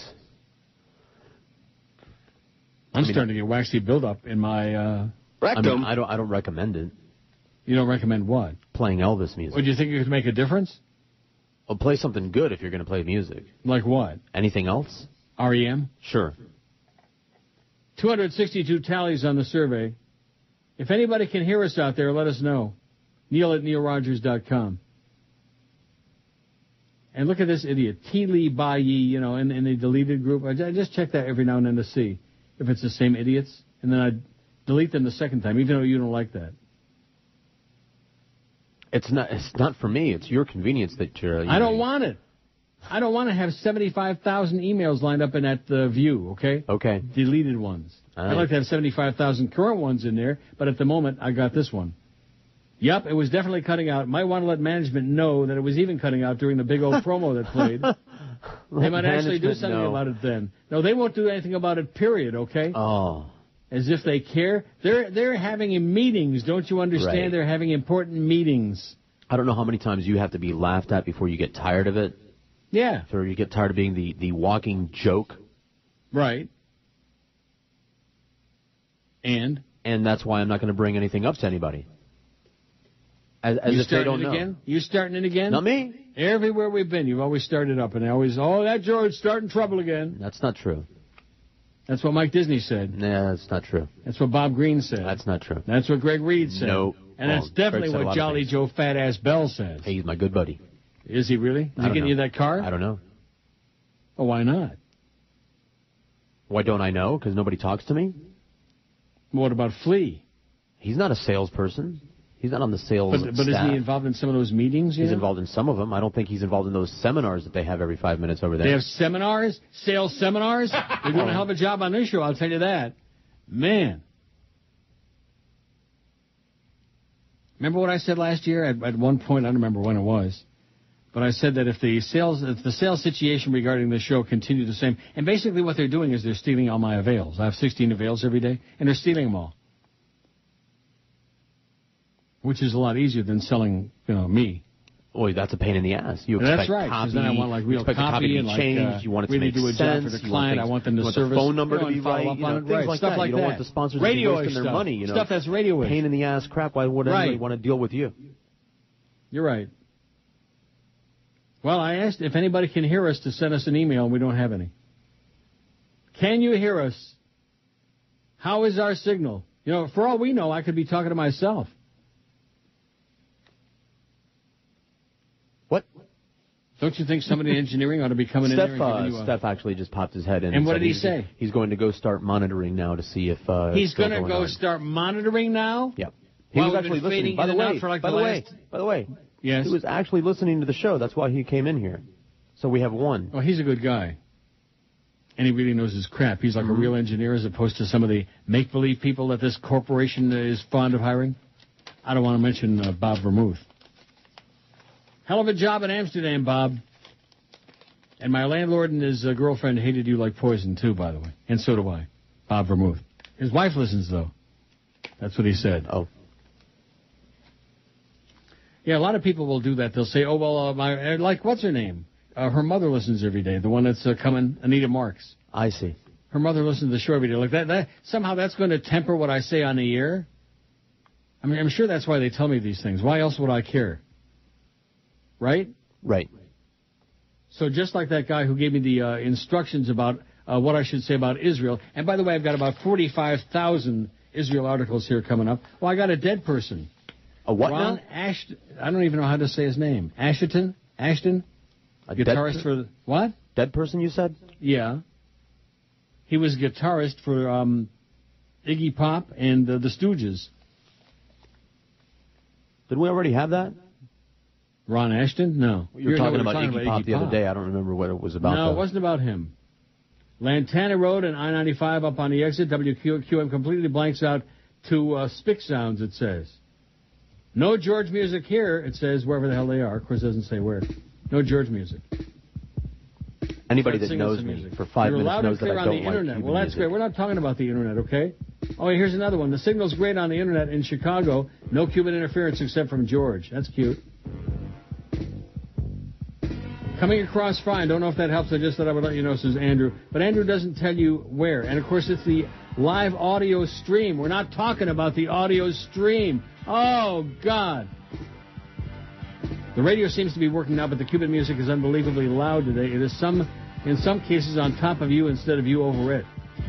Wow. Maybe I need to talk louder. PR Ralph says, hear you loud and clear. You did break up a few times, but you sound great. Yeah, I sure do. Sure I do. We can hear you in LaBelle on 560, says Don. Too bad they can't hear us in Dade, Broward, and Palm Beach. That would be good. Your signal hasn't cut out since you read the first email telling you about the problem, says Flash. Thanks, Flash. And Fersky says, I can hear you. See, these people don't understand that what's happening online, what does that have to do with anything? Nothing. I mean, if we can only talk to the people who are listening online, how many is that, About 30, man. Yeah. Cuban interference, that Fidel, man. To hell with Fidel. I'm going to go down there and stick some of that powder in his beard. I'm going to go poison a cigar. I'm going to pee on his parade. This is Brady Quinn. Whenever I shave my balls, I listen to the Neil Rogers 12 to 1 hour. It seems Britney Spears' legal team has finally had enough. Senator Hillary Clinton was clearly emotional at a midday event in Dover. Police arrive at Britney's home, where they reportedly hear her giggling hysterically inside a locked bathroom. A possible breakthrough in the 2-month-old writer's strike. Roger Clemens fires back. The baseball great denies charges of using steroids and human growth hormone. Quarterback Tony Romo, who did not play very well against the Giants, is getting blasted in Dallas for spending last weekend in Cabo with girlfriend and bad luck charm Jessica Simpson. Britney Spears still isn't allowed to visit her children. Fighting for the Democratic lead, Obama and Clinton took the gloves off. New England Patriots are going to be 18-0 going into the Super Bowl. The Giants are going to the Super Bowl. Well, the Boston Globe is so confident the Patriots will win the Super Bowl. Their sports staff has already written a book about the team's perfect 19-0 season. The Giants have won the Super Bowl. It's day 4 for Britney Spears at UCLA Medical Center on involuntary psychiatric hold. Amy Winehouse, they've tried to make her go to rehab, and now she has. Hillary Clinton knows she has to turn the tide. $3.49 for a gallon of regular unleaded gas ties a record. New York Governor Eliot Spitzer apologizes after being linked to a major prostitution ring. Former Beatle Paul McCartney is paying big time to settle his divorce with Heather Mills. Senator Hillary Clinton is backing away from her story that she came under sniper fire during a trip to Bosnia as First Lady. Richie Sambora, the lead guitarist for Bon Jovi, is out of jail this morning after being arrested for drunk driving. We now know who the Democratic nominee is going to be, and no one's going to dispute it. 3 tornadoes have left neighborhoods in southeast Virginia devastated. Miley Cyrus topless. If the Democratic nomination battle is supposedly over, somebody forgot to tell Hillary Clinton. All right, day 2 of the R. Kelly child pornography trial. Senator Edward Kennedy has been diagnosed with a malignant brain tumor. It was so hot I saw Amy Winehouse smoking a cracksicle. So 1 week from today, Barack Obama hopes to have enough delegates to become the Democratic nominee. The unveiling of the iPhone 2.0. At least 24 people have been hospitalized after eating contaminated raw tomatoes. As a result of his sudden and unexpected death, he's being mourned like a president or a pope. Tim Russert died on Friday at just 58 years old. AAA reports the average price of unleaded regular is now $4.07. He taught us what we can't say on television and where we should put all the stuff we have. Comic icon George Carlin has passed away. You're not the only one getting hit by high gas prices. Many prostitution houses are also hurting. Some media reports had suggested A-Rod may be romantically linked with singer Madonna. 330 active wildfires in California, and thousands of homes are threatened, although not nearly as many homes that are threatened by countrywide mortgage. AAA says the national average for unleaded regular is about $4.11 a gallon. Anheuser-Busch has agreed to a $52 billion takeover. Mortgage giants Fannie Mae and Freddie Mac are getting help from the Treasury Department, a bailout, and canine cuisine will be off limits at some restaurants during next month's Olympic Games in Beijing. General Motors is in trouble. Brett Favre says he doesn't feel welcome in Green Bay. And Angelina Jolie news and the baby twins, well, they finally left the hospital in Nice, France over the weekend. Senator John McCain is jumping all over Obama. Former presidential hopeful John Edwards is now responding to a tabloid report that he had an affair. Edwards says this is simply not true. You're not allowed to streak in Beijing for the Olympics. Federal investigators want to know what Mary-Kate Ashland knows about the death of her friend Heath Ledger. One of the most important qualities in the next president of the United States is to be very, very, very old. The woman John Edwards says he had an affair with is refusing to have a paternity test on her young child. Swimming phenom Michael Phelps' quest for perfection. I'm a hockey mom from Alaska. David Duchovny has voluntarily checked himself into a rehab facility for sex addiction. You can actually see Russia from land here in Alaska. Don LaFontaine, who was arguably the best voiceover guy ever, has passed away. Tom Brady got hit right on the knee. You know, you can put lipstick on a pig. It's still a pig. United Airlines is doubling its fee to check a second bag on domestic flights. Clay Aiken makes the most unsurprising announcement in years. Yup, I'm gay. McCain doesn't think the current bailout proposal will pass. We're a couple of mavericks. Gosh darn it. Obama has his first clear lead over John McCain. Paul Newman's legacy will live on for years. The Dow dropped almost 780 points. The Rays move on to the World Series to take on the Philadelphia Phillies. Sarah Palin going rogue. Governor Sarah Palin is still defending herself over the $150,000 wardrobe the Republican National Committee bought her. And CNN can now project that Barack Obama, 47 years old, will become the president-elect of the United States. We know the challenges that tomorrow will bring are the greatest of our lifetime. Leaders from the big three automakers were back on Capitol Hill today working to secure a massive bailout. New York Giants star receiver Plaxico Burress is being charged with a crime after shooting himself in the leg. The deadly face-off in Mumbai, India continues to unfold. Las Vegas Judge Jackie Glass rejected Stinson's apology and sentenced him up to 33 years in prison. Nationwide average for a gallon of regular unleaded is now $1.72. Oprah Winfrey opens about her recent weight gain. Michael Jackson's famous glittering glove is going on the auction block. The House has passed the Big Three auto bailout bill. The economy is so bad, it's on ad today for the new Trump trailer park. That's how bad. Yeah.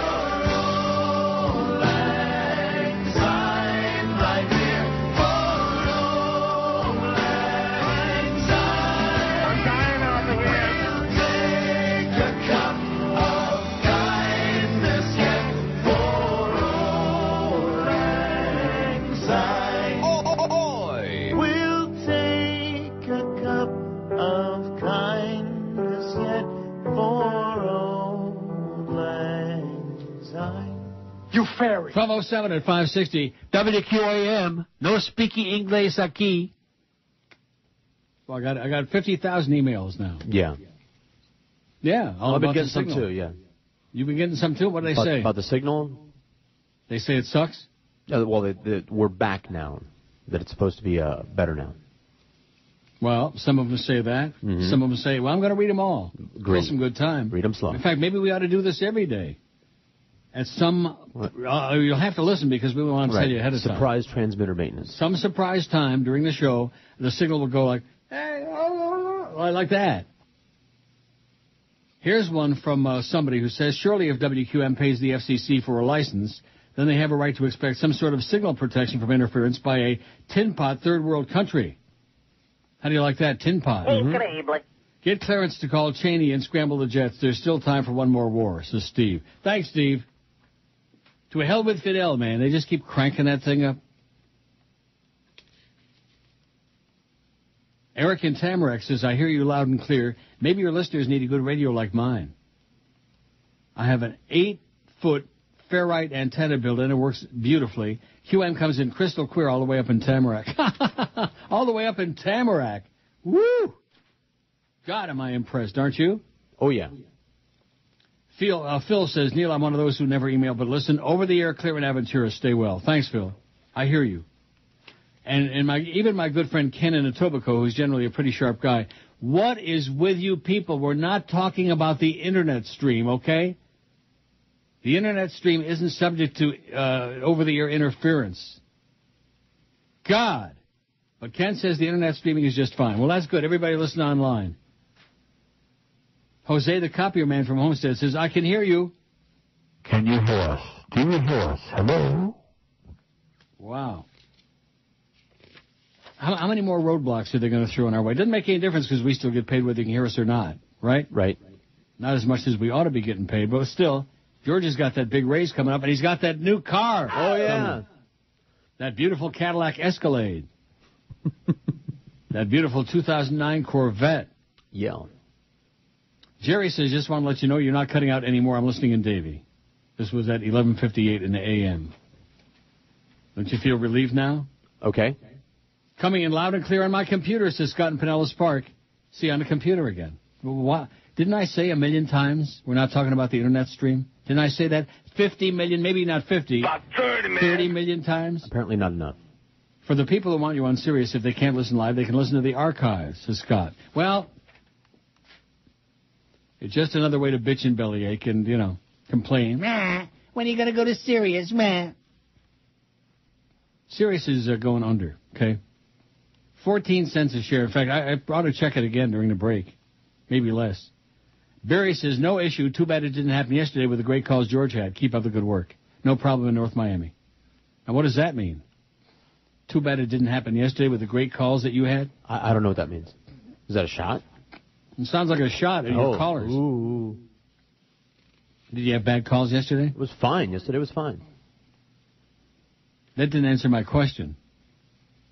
I had the usual and all that. I mean, if that's what you mean. No. Yeah. Not Reverend Schwartz. Yeah. Oh. Homo and Jones. The boyfriend? I'm sure. And hi, Ron. I don't even hear that anymore. Oh. I just, Joe says, I'm in West Boynton and the signal sucks. Always hearing Cuban music in the background. Ay, it says. How do you like that? Very, very well said, Joe. I am listening. Boy, you talk about a loyal audience. They have to be really, really super loyal to listen through all this crap. Attaboy, Jolly Joe Bell, you are doing it. Lewis on the Palm Coast says, question, how can you not be heard in Dade, Broward, or Palm Beach when I can tune in here in Daytona? As far as I'm concerned, keep the signal strong because if you think radio is bad down there, just try listening here. Terminal. Thanks for the signal, said Lewis. So we're doing good up there in Daytona. All right. But that's because the Fidel station isn't getting all the way up the coast. Well, that's a sad commentary. But in Monroe, Dade, and Broward, and Palm Beach, no doubt, it's like...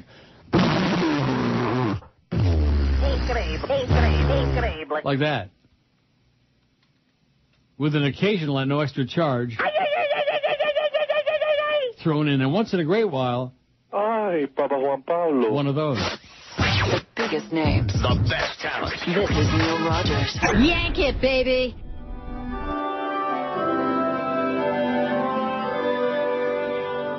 Some pervert unzipped his fly to get serviced by a guy standing in the bathroom stall. He'll stick his junk right through the wall. Oh.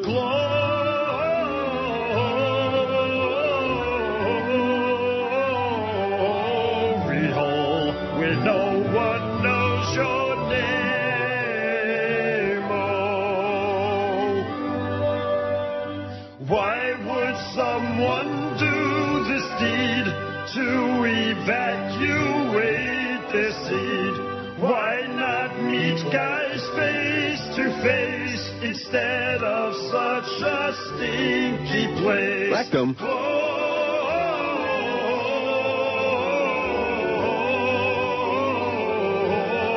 hole where no one knows your name.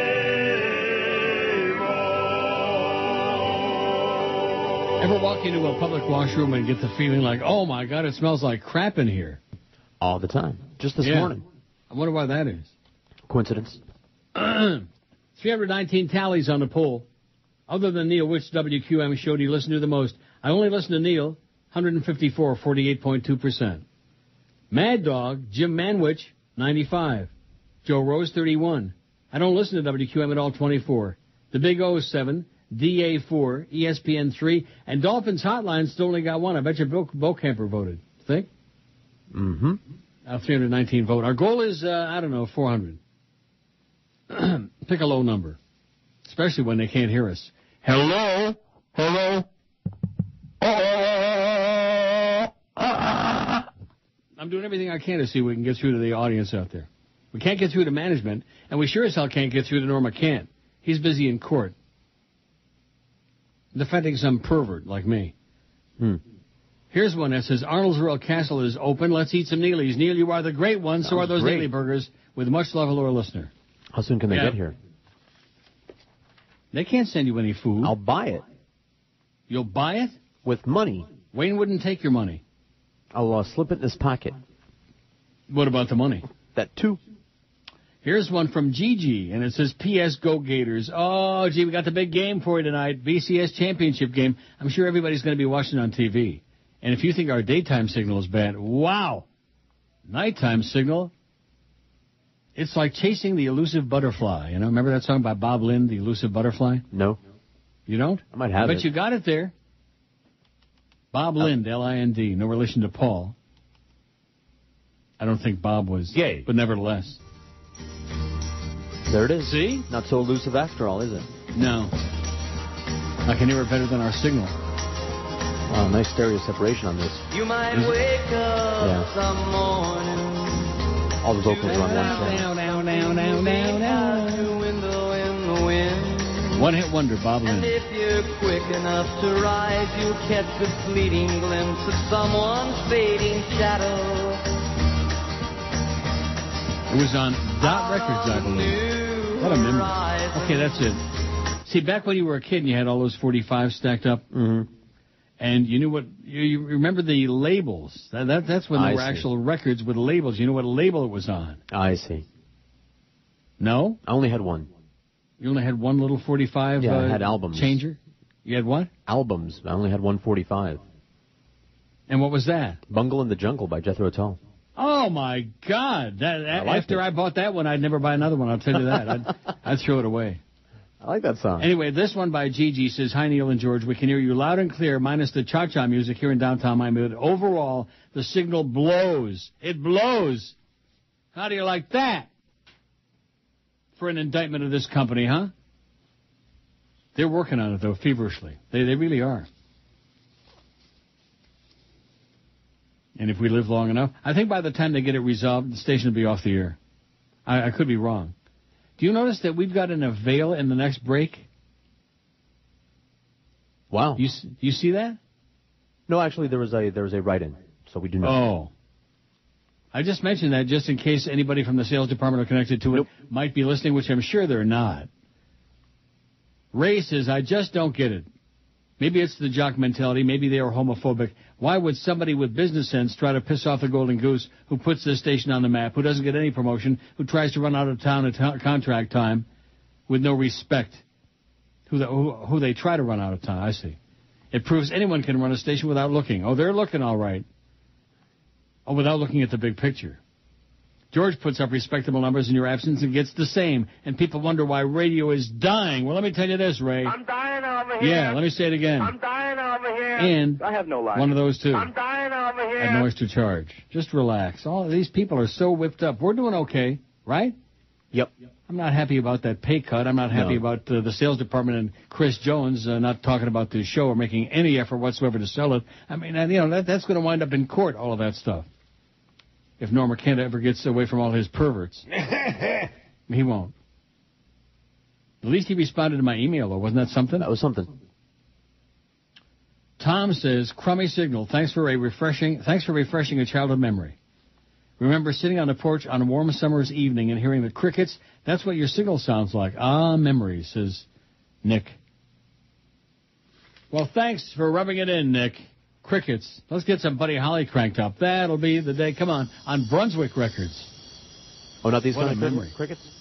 Yeah, play the Crickets and then play Buddy Holly. I wonder what ever happened to the Crickets. Were they on a plane with Buddy Holly? I don't know. And the Big Bopper?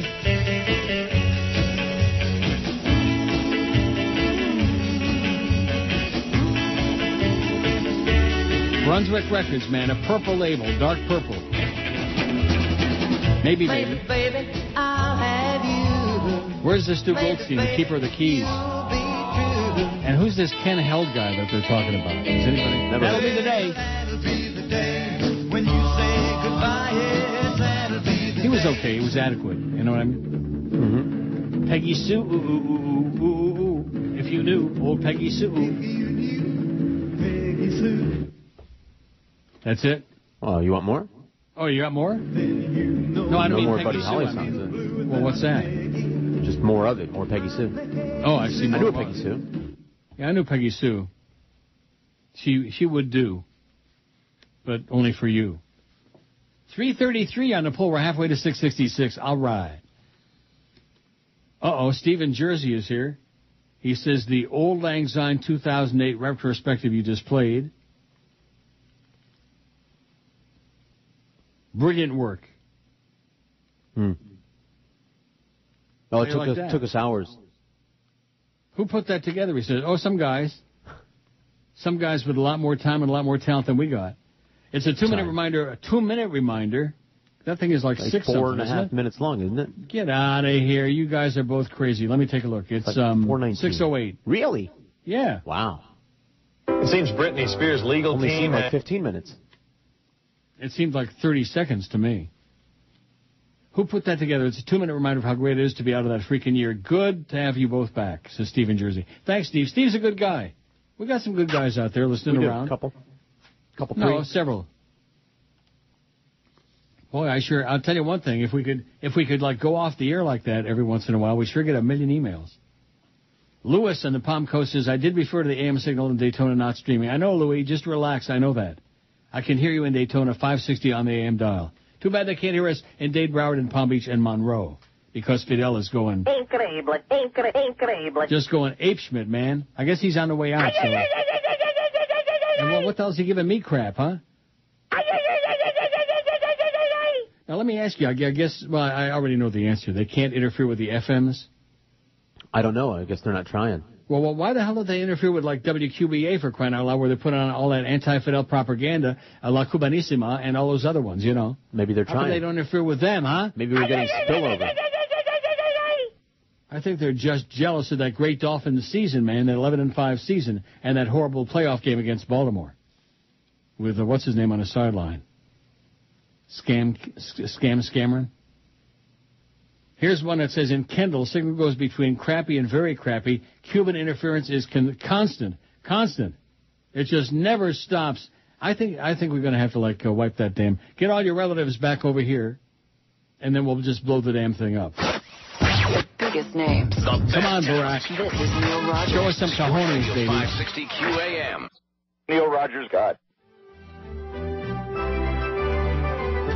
I shaved my balls for my girl Holly. La la la la la la la la. So she'll lick 'em like a lolly. La la la la la la la la. Maybe next time I'll just wax 'em. La la la la la la la la. As they grow back, I'll have to scratch 'em. La la la la la la la. Itchy balls, baby. Itchy balls.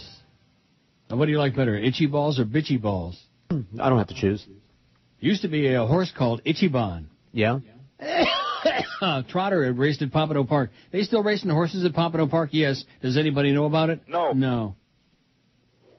It's really, I don't know what to say about them, those people. So I won't say anything. Okay. Maybe they'll buy some spots on the show sometime. Not.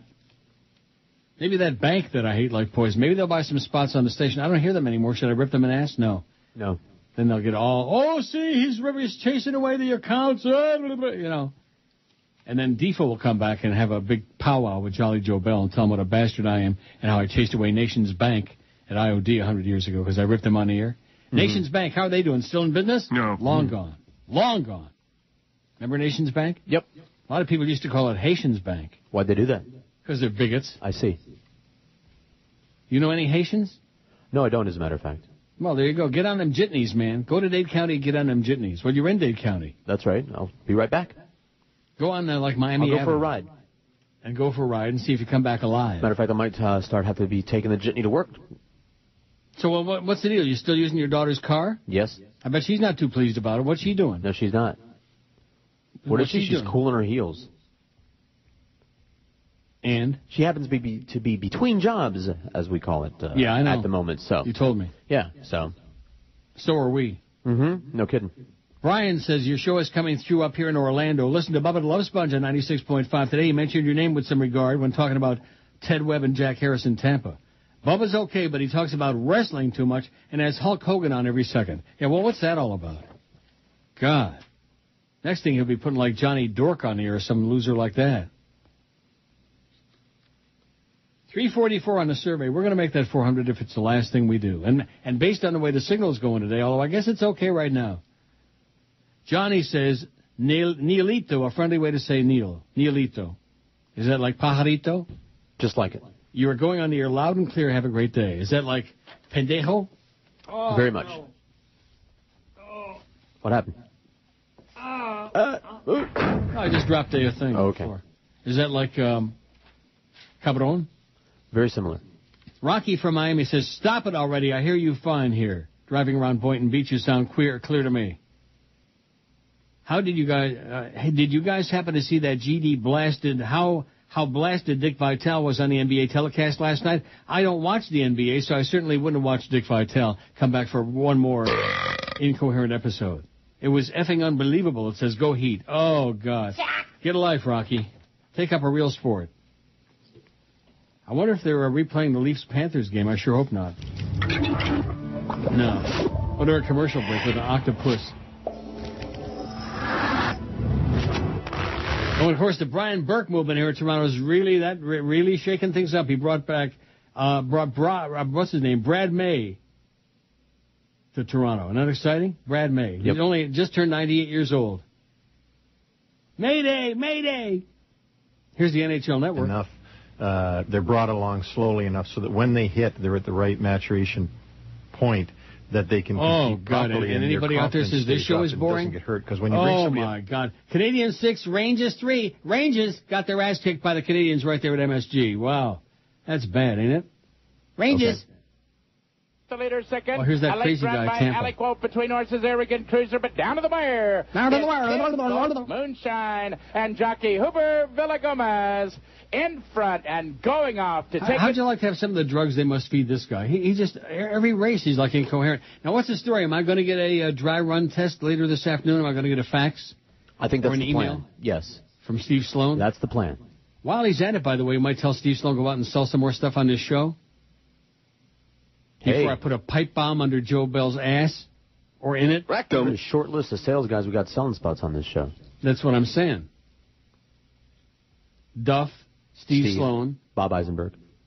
Bob Eisenberg ain't selling nothing on this show. He's selling for you. He's not selling lives. He's not doing anything on this show. He does nothing for me. He brought those, what did he bring to the Gulfstream? Potatoes or corn? Carrots? Carrots. He brought carrots for the horses because Petey Lenny, oh my God. Petey Lenny scammed him. He punked him. He skunked him, and he told him to bring carrots to feed the horses. And so he stopped at Publix and bought a whole bunch of carrots. I don't want to say you're an idiot, Eisenberg. I shouldn't do that because he's selling the show real big. Not. For a few moments about a half an hour ago, your signal faded and returned several times. I don't know what all these morons are complaining about.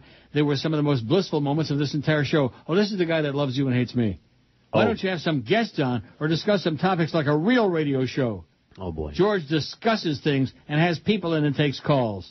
Hell, give Prozac Ron a 5-minute spot on the show, and I'm sure more people would enjoy that than the other 3 hours and 55 minutes. We have to listen to this, Schmidt. Bah, we have to.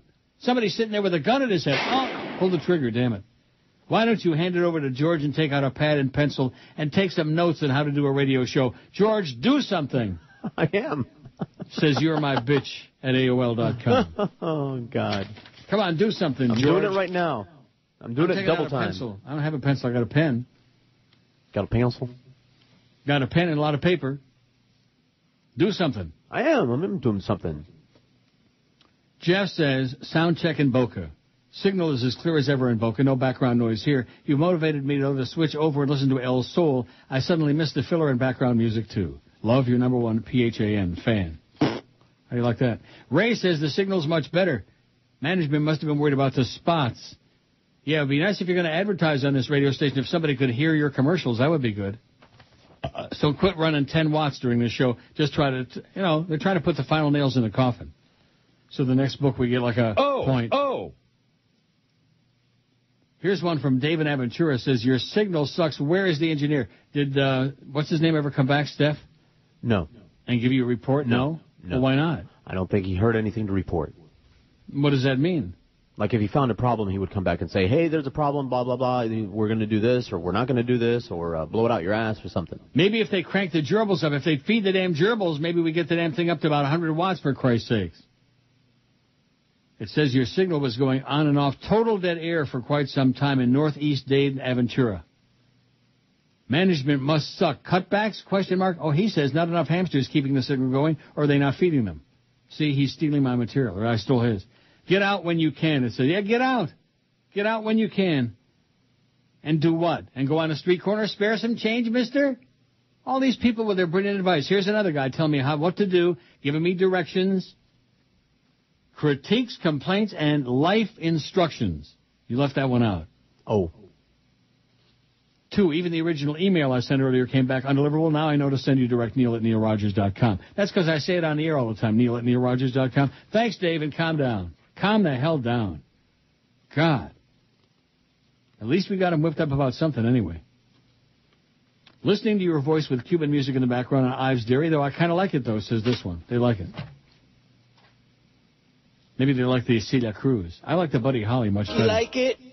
I like Buddy Holly much better than Celia Cruz. And the interesting thing is they're both dead. He had better hair, though. He had frizzy. What do you call that, frizzy hair? Curly. Curly? Kind of curly frizzy. Yeah. Curly? Here's one from Francis, who says, in the car in Broward, the signal's back to its marginal norm.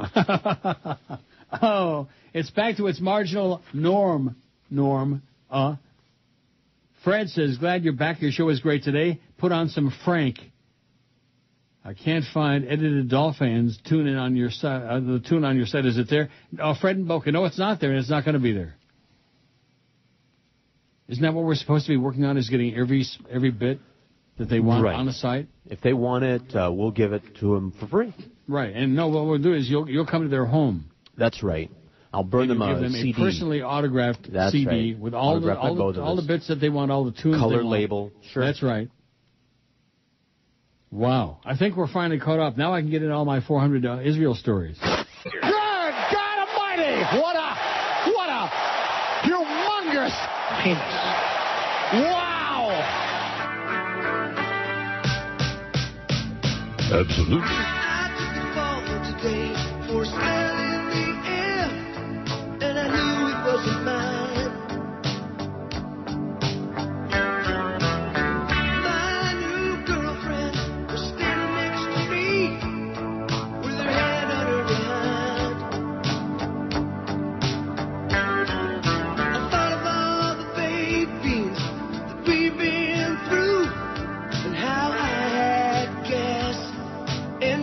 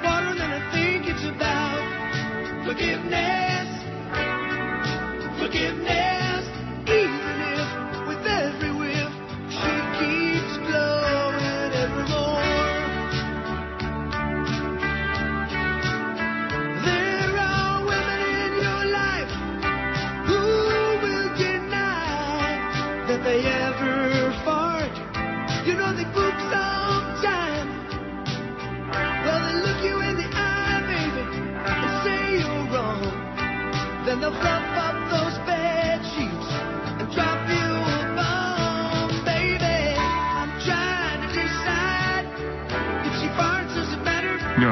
When the backside squeaks and my friends start to scatter when I'm thinking about forgiveness, even if she's exploding. Come on, baby. Street garlic again. 1246-1401. Here's one from your close personal buddy. In fact, I'll give you a clue. I don't always do this for everybody, but for you, I'll give you a clue. All right. Johnny Dark. Oh. Let me narrow it down. Okay. It says, hey, wise guy. Heard your smart aleck comment about me a few minutes ago. Isn't it amazing that these people are listening religiously? I can't utter a word and then get it by them. Yeah. All of them. All these naysayers. Why don't you take the stick out of your ass? I don't care for Bubba's show, but you're one to talk. You wrote the book on talking about other radio personalities in order to get them to talk about you. You made a career out of it. I never, ever talked about any radio person to get them to talk about me. That is a bald-faced, fat-assed, horseball lie. Yeah, talk about all the people, radio, TV, talk about everybody. That's the Neil Rogers show. But in order to get them to talk about me, did I try to get Joey Reynolds to talk about me? No. Oh, God. Or Mr. Ego? No. No, they're obsessed. Like you, Johnny, they're obsessed. Obsessed. I have no line. Jesus, God. Get out some of those old flannel checkered shirts and go have a good time at Doodah's before it's too late. Now, is he working somewhere, Johnny Dork, or what? I don't know. Well, you seem to be really tight with him. No, I don't. You invited him in for that lunch that one day. Yeah, that's you right. You said to me, boy, don't ever bring that turd back in here. That's what I said. Rocky says, ¿Quién es más macho, Buddy Holly or Celia Cruz? You think it makes a difference now? No. Probably not. Just like that guy that took that early in the show that was talking about David Bloom. Why would he put him on the list? He's dead. Anyway, here's one from TR, who's obviously very confused because I never lived in Miami Shores or anywhere near Miami Shores, but nevertheless, I don't think. Did I live in Miami Shores? I don't know. No. Did you? No. It says Nations Bank changed its name to Bank of America after the merger with Bank of America. However, Nations Bank was the acquiring party. All the senior management, including the CEOs, were the Nations Bank management team. P.S. During my training at Nations Bank in 1993 for management, I was one of your account managers at the Miami Shores location. Loved you then, and now that I'm getting old, still do, says TR. Well, thanks, TR, but I don't know what that means. He was one of my account managers at the Miami Shores location? He or she? That's what he says. But I never was banked in Miami Shores because I never lived anywhere near there, especially 93. Well, maybe you forgot. No. But maybe they used to, like, potski around with my money. That could be it. Like the current bank that I'm with, which used to be Nations Bank, which used to be Family Bank, which used to be... Well, I don't want to say what it is now.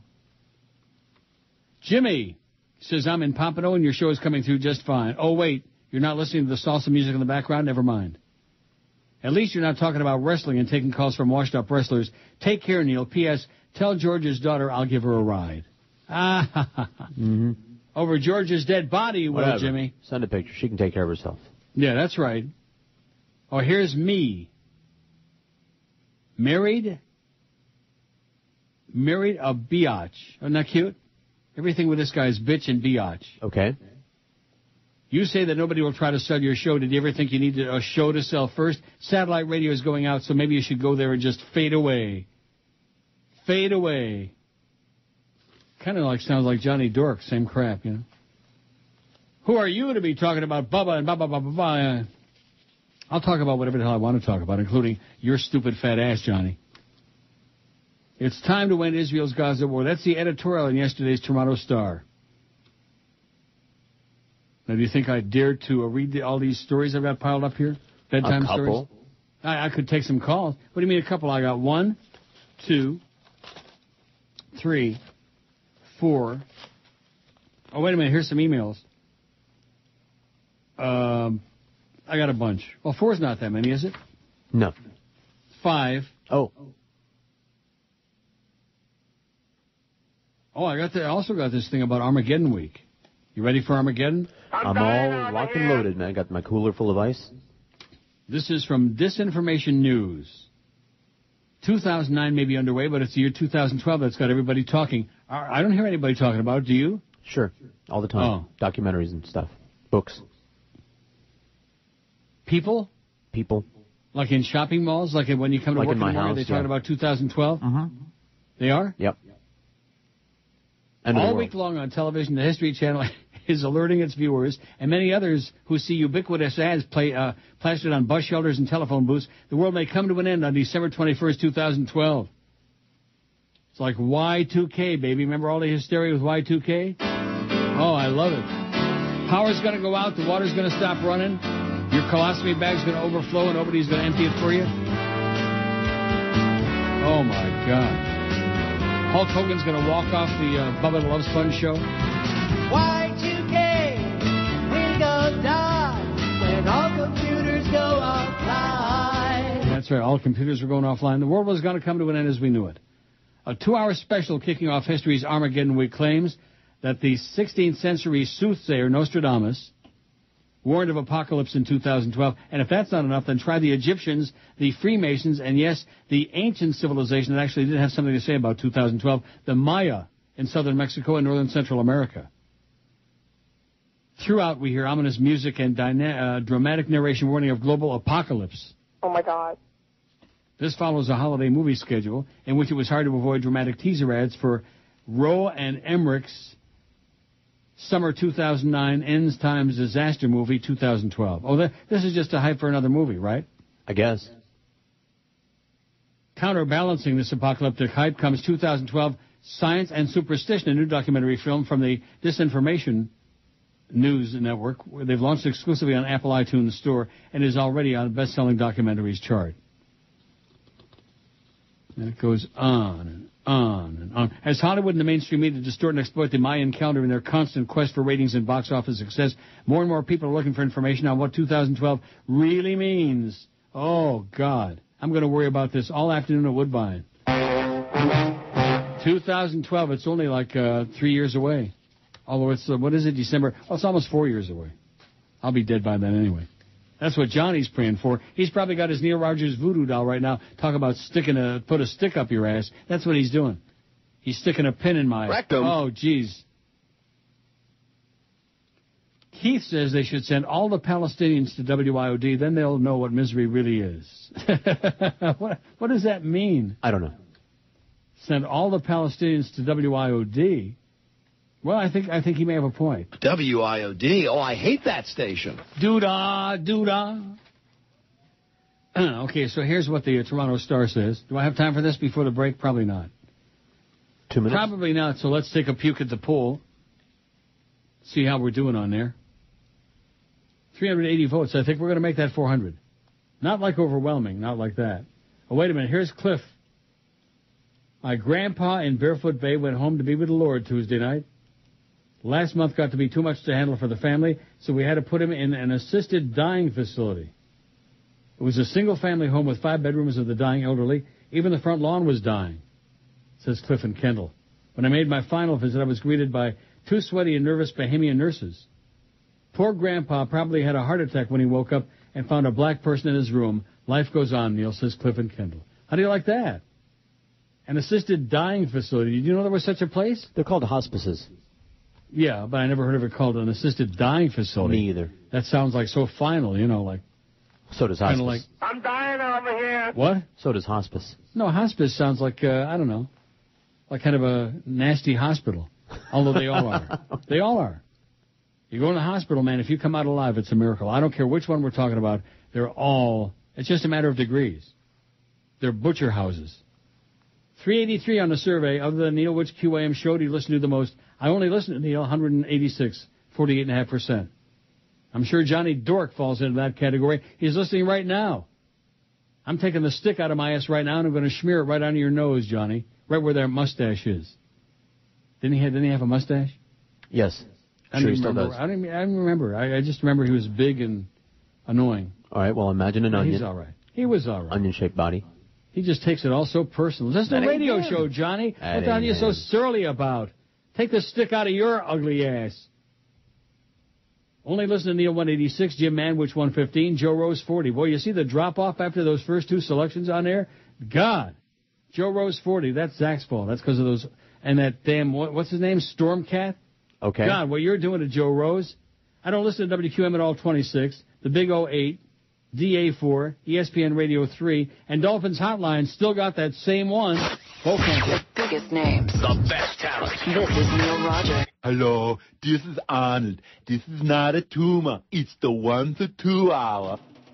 Hey, man, how you doing? Hey, if you've been riding around your lowrider cruising for babes all day, you're probably pretty hungry right about now, right? So what you gonna do? Go home where you gotta wash your hands, keep your elbows off the table, say please and thank you. You don't gotta do that. Come see us, cause we're Nacho Mama! the new self-service Mexican restaurant. Excuse me, I'd like the Conquistador special. Hey, man, you can keep whatever you want. Because I ain't going to get it for you. We're not your mama. Oh. Not your mama. Serving up the best of anything you want. As long as you go back and make it yourself. That was great. Hey, where you going? I'm going to go pick that up for you. Wash those dishes, man. What? So, for Tex-Mex with no respect, it's Nacho Mama! Do it yourself. We're not your mama. It's 101. You know what I got to do sometime? Maybe this weekend I'm going to Taco Bell. Okay. I keep threatening to do that, and I just never get around to it. And there's one like not that far from me. Okay. And why don't I go there? I love it.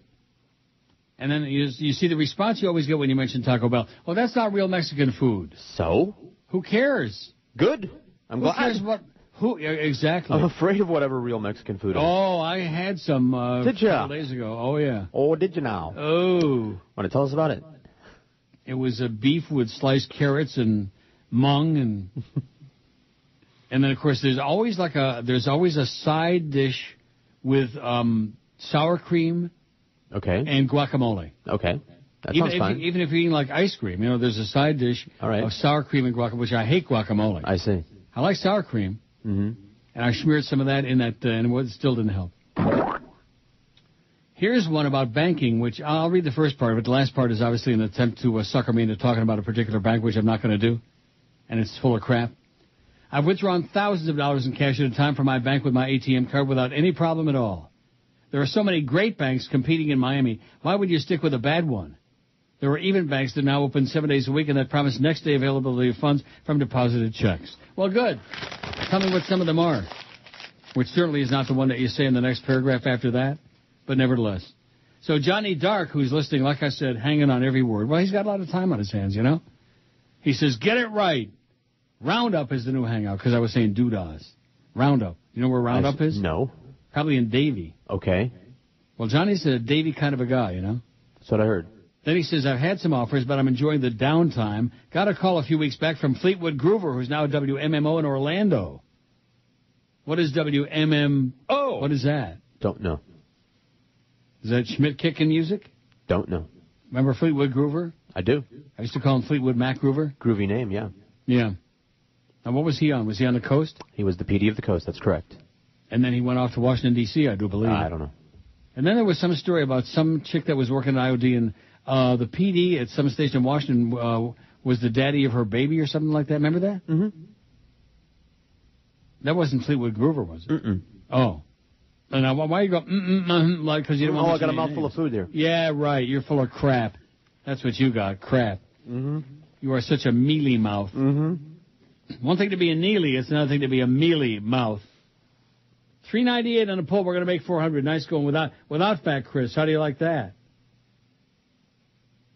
Jason in Plantation says, Bank of America, I've been with the same SOB bank since the NCNB days. The best. Says Jason in Plantation with Kawasaki disease. Now, is there really such a thing as Kawasaki disease? Yeah, as a matter of fact, we were talking about it yesterday. Lee looked it up and was reading off of Wikipedia. It's not necessarily a real thing. It's another one of those things where maybe it's real, maybe it's not. Israel? Yeah. Well, what does that mean? This whole thing, like, his big excuse is that the kid was exposed to carpet cleaner because he used to be a neat freak, so they used to have the carpets cleaned and shampooed like every day, every other day. No, he couldn't be autistic because the Scientologists don't believe in that. They changed their tune. Now they don't acknowledge or deny the existence of autism. Oh, I see. At least that's their public position on the matter, which, of course, is a big fat lie. Bunch of lunatics, okay? Closet queens. You fairy. John Travolta and Tommy Cruise. You fairy. All these other idiots. Toronto Star yesterday said it's time to end Israel's Gaza war. When even United Nations compounds in Gaza full of cowering refugee families are no longer safe havens, the time has come to wind down Israel's 12-day military drive to shatter Hamas's fighting ability. That much should be obvious to Israeli Prime Minister Olmert following an Israeli mortar attack yesterday at UN school that killed more than 30, including several children. In a cruel irony, the military had urged families to flee their homes for safer locales, but Hamas fighters, using civilians at the school as shields, attacked Israeli troops with mortars, provoking a counter-barrage. At another UN school, an Israeli strike killed 3. While Israel has no option but to defend itself against rocket attacks that have reached halfway to Tel Aviv and the main airport, Olmert must know that if his deterrent message hasn't gone through to Hamas's benighted leadership by now, it never will. The military has killed Hamas leader Nizar Rayan and 130 other militants, and it shattered the Hamas's infrastructure, driven militants underground, destroyed weapons, and disrupted rockets. But short of reoccupying Gaza, Olmert can hope to prevent a resumption of the rocket attacks only by striking a truce with Hamas, which is too deeply rooted to be defeated politically at least. Indeed, Israelis anticipate a ceasefire or truce. Yesterday, a scramble was on at the UN and across the region to shape the generally agreed contours, an end to Hamas's attacks, assurances that Hamas won't rearm, credible monitoring, and a lifting of Israel's economic siege.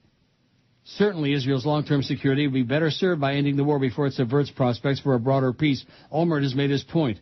What more can be gained by prolonging the conflict? An Israeli ceasefire would give Egypt and Turkey leverage in their bid to draw Syria away from its ties with Iran and to force Hamas, Syria's client, to accept a truce. This is a message Prime Minister Stephen Harper should deliver. Harper's silence does nothing good for Canada's image, as U.S. President-elect Barack Obama voices deep concern for civilians and other world leaders try to broker a ceasefire. Sadly, Palestinians and Israelis are being betrayed by an absence of leadership. Neither side has been willing to make the compromises required for peace. That boosted Hamas's appeal with tragic results. By yesterday, some 600 Gazans were dead, over 3,000 injured, and 10 Israelis were killed.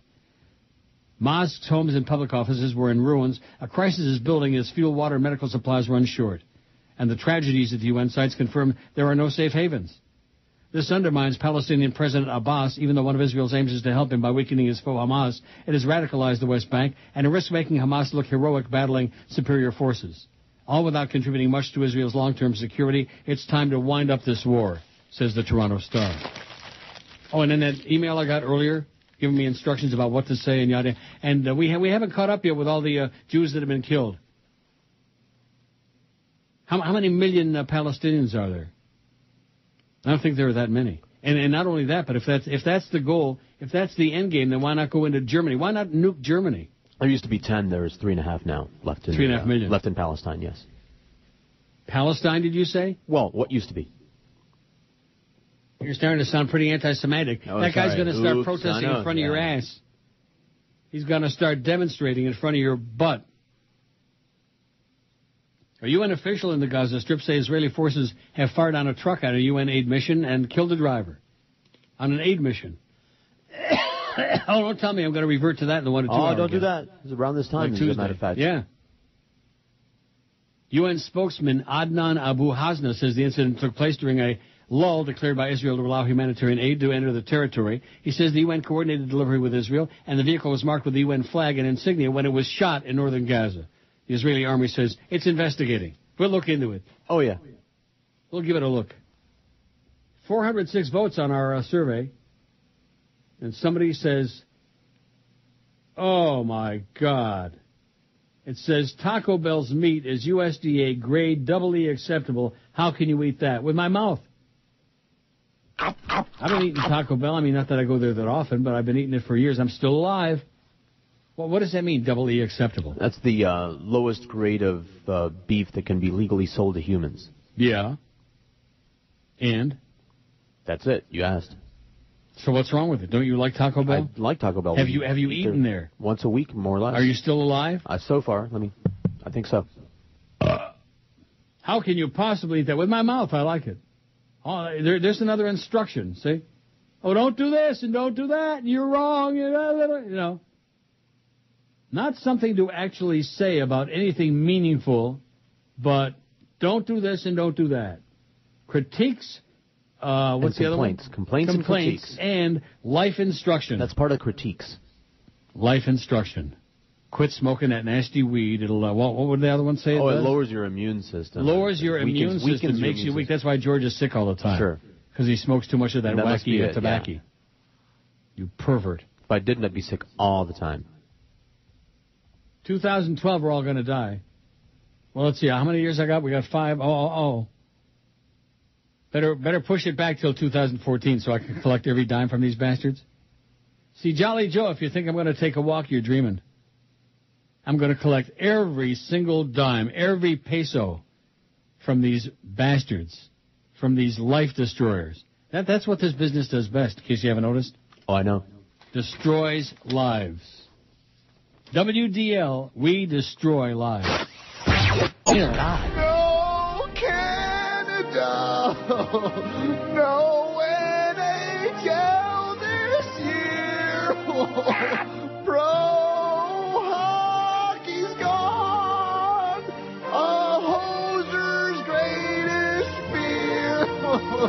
No Avalanche, no Maple Leafs, no Red Wings, and no Stars! You fairy! The only fights in Canada will be inside the bars. Hung up their skates. I'll sit around and cuss.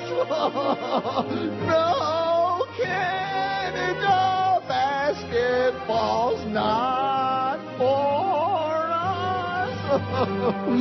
No, Canada NASCAR is not for us.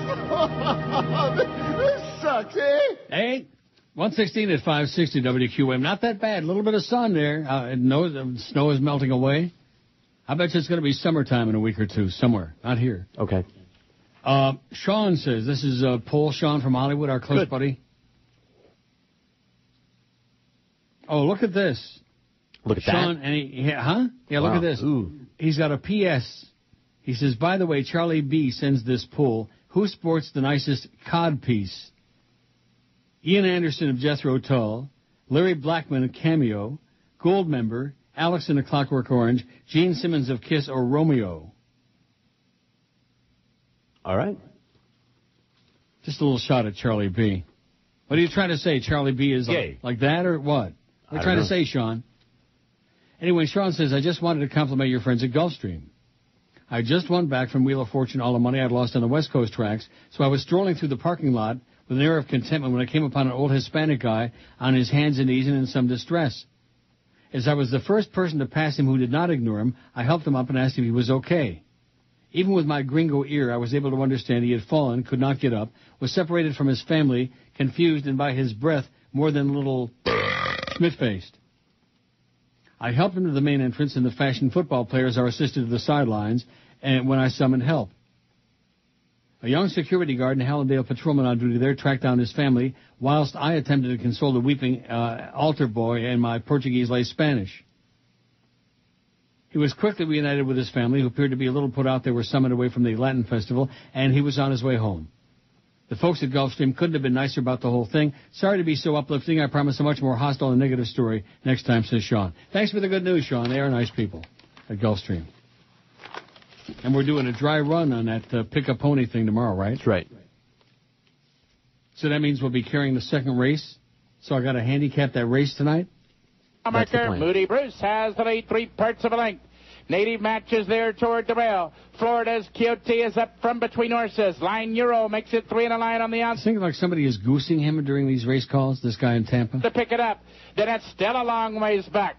To King Gluckin on the outside. Centeno angles him to the outside and now asking for run as a quarter of a mile still to run. Moody Bruce has the lead. Florida's Coyote on the outside second. Honor America moves up on the far outside now to be third. 3 lengths farther back. King Gluckin. Yeah, but what does it have to do with Hulk Hogan, for Christ's sakes, right? Who? Hulk Hogan. What about him? And what has it got to do with hockey? Back to Jeffriana. There's the shot. Right on. Bauer made the save and covers up. Line sprawling and go. Leasing Canadians from 100 years ago, man. It's called living in the past. There's nothing like living in the past. That's why the past always seems so much better, because you can be selective, you know? The present, it is what it is. You can't, like, pick and choose and say, well, you know, this part of the day was great, the rest of the day sucked. It is what it is, right? Mm-hmm. But in the past, you can look back and say, oh, man, remember all those great restaurants, and remember this, remember the great sports, and whatever. The great ass. Jank Uger on the Smirking Chimp says, what was Israel supposed to do? Question mark. I sure hope I don't start choking and gagging again this hour. That would be bad. Then you'd probably have to work tomorrow. Then that guy'd be real happy. George might be on tomorrow. The government of Israel keeps saying their actions in Gaza are justifiable because they're doing it in retaliation for what Hamas has done. Hamas is the same exact thing. They're firing the rockets in retaliation for what Israel did in imposing a blockade and bombing their tunnels and leaders. I find both points completely unpersuasive, yes, including Israel's. Every day now I hear someone saying, what was Israel supposed to do? Hamas keeps firing rockets into their country. So here's a quick list of things they were supposed to do. 1, not break the ceasefire in the first place. Yes, I understand their frustration with the tunnels, which are used not only to smuggle food, medicine, and goods, but also to smuggle in weapons. But those weapons were not being used until Israel started bombing the tunnels. What were they supposed to do? Wait until the weapons were used? Yes, that's the point of a ceasefire. I know Israel would not like any of their enemies to have any weapons. From their perspective, that makes sense. But Israel doesn't need tunnels for weapons. The U.S. just gives them to them, and their weapons are 1,000 times bigger. So yes, you do not bomb just because the other side might acquire 1% of the weapons you have. Otherwise, you'll always be bombing because it's logical for the other side to try to acquire those weapons for what they perceive to be self-defense. If your threshold for starting violence is that the other side is thinking about it, close to the rationale we used in Iraq, then you'll always be starting wars. Self-defense my ass. Those are called first strikes. If you think it's necessary, fine, but don't pretend that you didn't start the hostilities. 2, you're stronger, don't strike back.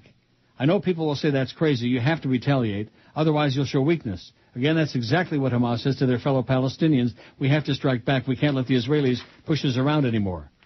And what do we tell them? Choose nonviolence instead. I must have said 1,000,000 times in reference to Hamas and the Palestinians, so why can't I say the same thing to Israel? Why are the Palestinians the only ones who must choose nonviolence? Shouldn't Israel also choose nonviolence?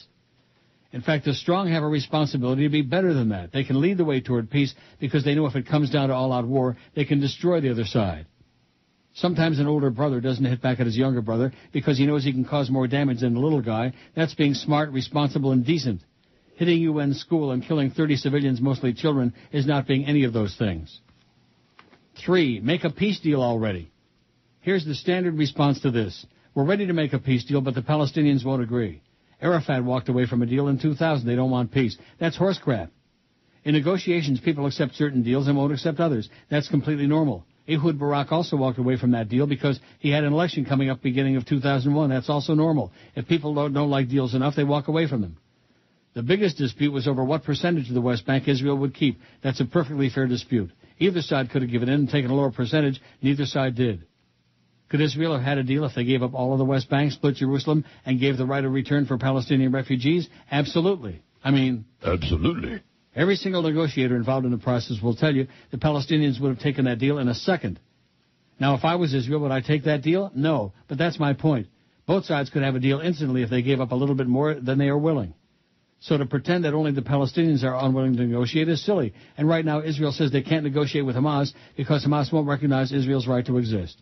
And Hamas says Israel will not recognize their right to exist, which is true. In fact, Israel just started an invasion to eradicate Hamas. Both sides are ridiculously obstinate. Again, it's incumbent upon the strong to bend a little, especially if they claim they really, really want peace. But even if you don't want to bend during the negotiations, you want to keep a slightly higher percentage of the West Bank, please don't pretend you didn't have a choice. Finally, let me ask you this personal question to give you a sense of what people mean when they say Israel is acting disproportionately. Let's say you're walking down the street in your local town, you hear gunfire. You have a vague suspicion that someone is firing at you from a nearby school. Would you firebomb the school just in case? You know what the answer to that question is if you're a decent human being. No way. You might be scared out of your mind. You might be afraid for your life. But you're not going to throw a bomb into a school full of children just in case, especially when you're not even sure that's where the shots are coming from. You would be called a psychopath if you did. But today we hear excuses like, hey, that's what happens in wars. Maybe that's why it's incumbent upon us to try a little harder to avoid wars so that we don't all act like psychopaths when they start. Jank Uger, he's good. You want to see his Jank? Oh, no thank you. No. I'm good. Are you good? Great. How's that car coming, by the way? You got that new any car? minute now. Tricked out Escalade. I can just see you in an Escalade. Talk about a pimp. Yeah. Tartaglia is a pimp. I should have known it was Bazzini all along. That's a great scene in a car, you know? Mm-hmm. After they have the meetings of the 5 families. And Tom Hagen is like shocked.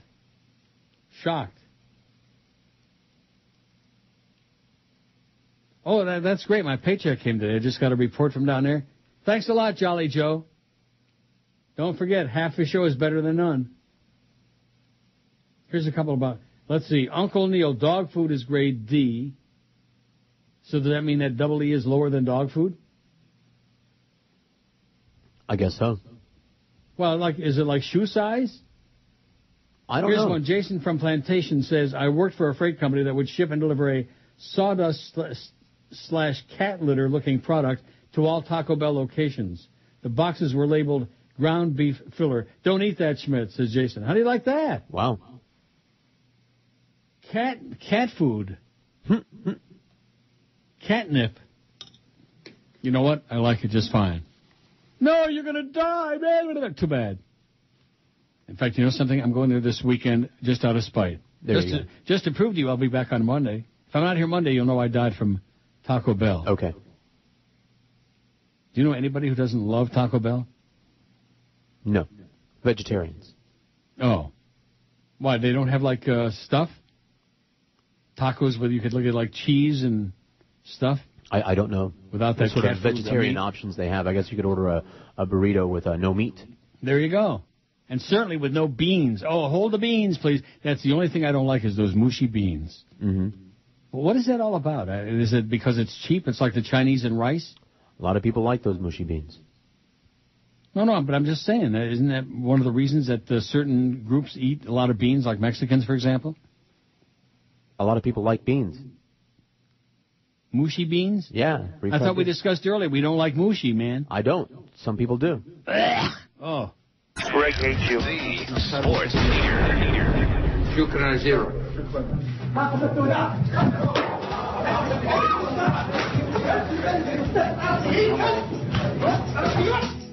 So what if the guy threw a shoe at me? It is one way to gain attention. It's like driving down the street and have people not gesturing with all 5 fingers. That's what happens in free societies where people try to draw attention to themselves. It's a way for people to draw, attention. I don't know what the guy's cause is, but one thing is for certain, I didn't feel the least bit threatened by it.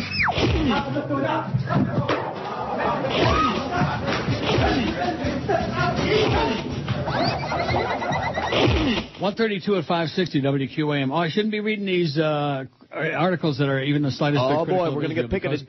This is a different one. Oh. Short. It says, subject, weak. Your understanding of the Israel-Palestine situation is clearly at a very superficial level. Interesting that you have such a strong opinion on something you know so little about. Okay, you're right, I'm wrong. Yeah. And so is every other country in the world other than the USA. Right. Every other country in the world's got the same opinion about what Israel's doing. But nevertheless, and virtually every credible journalist, like Robert Shear, who I've got his column in a second, although the Gravity guy points out, he says, it's funny you mentioned Elvis in the context of the Cuban radio stations barging in on QM's frequency, because Cuban radio actually plays Elvis. Increíble.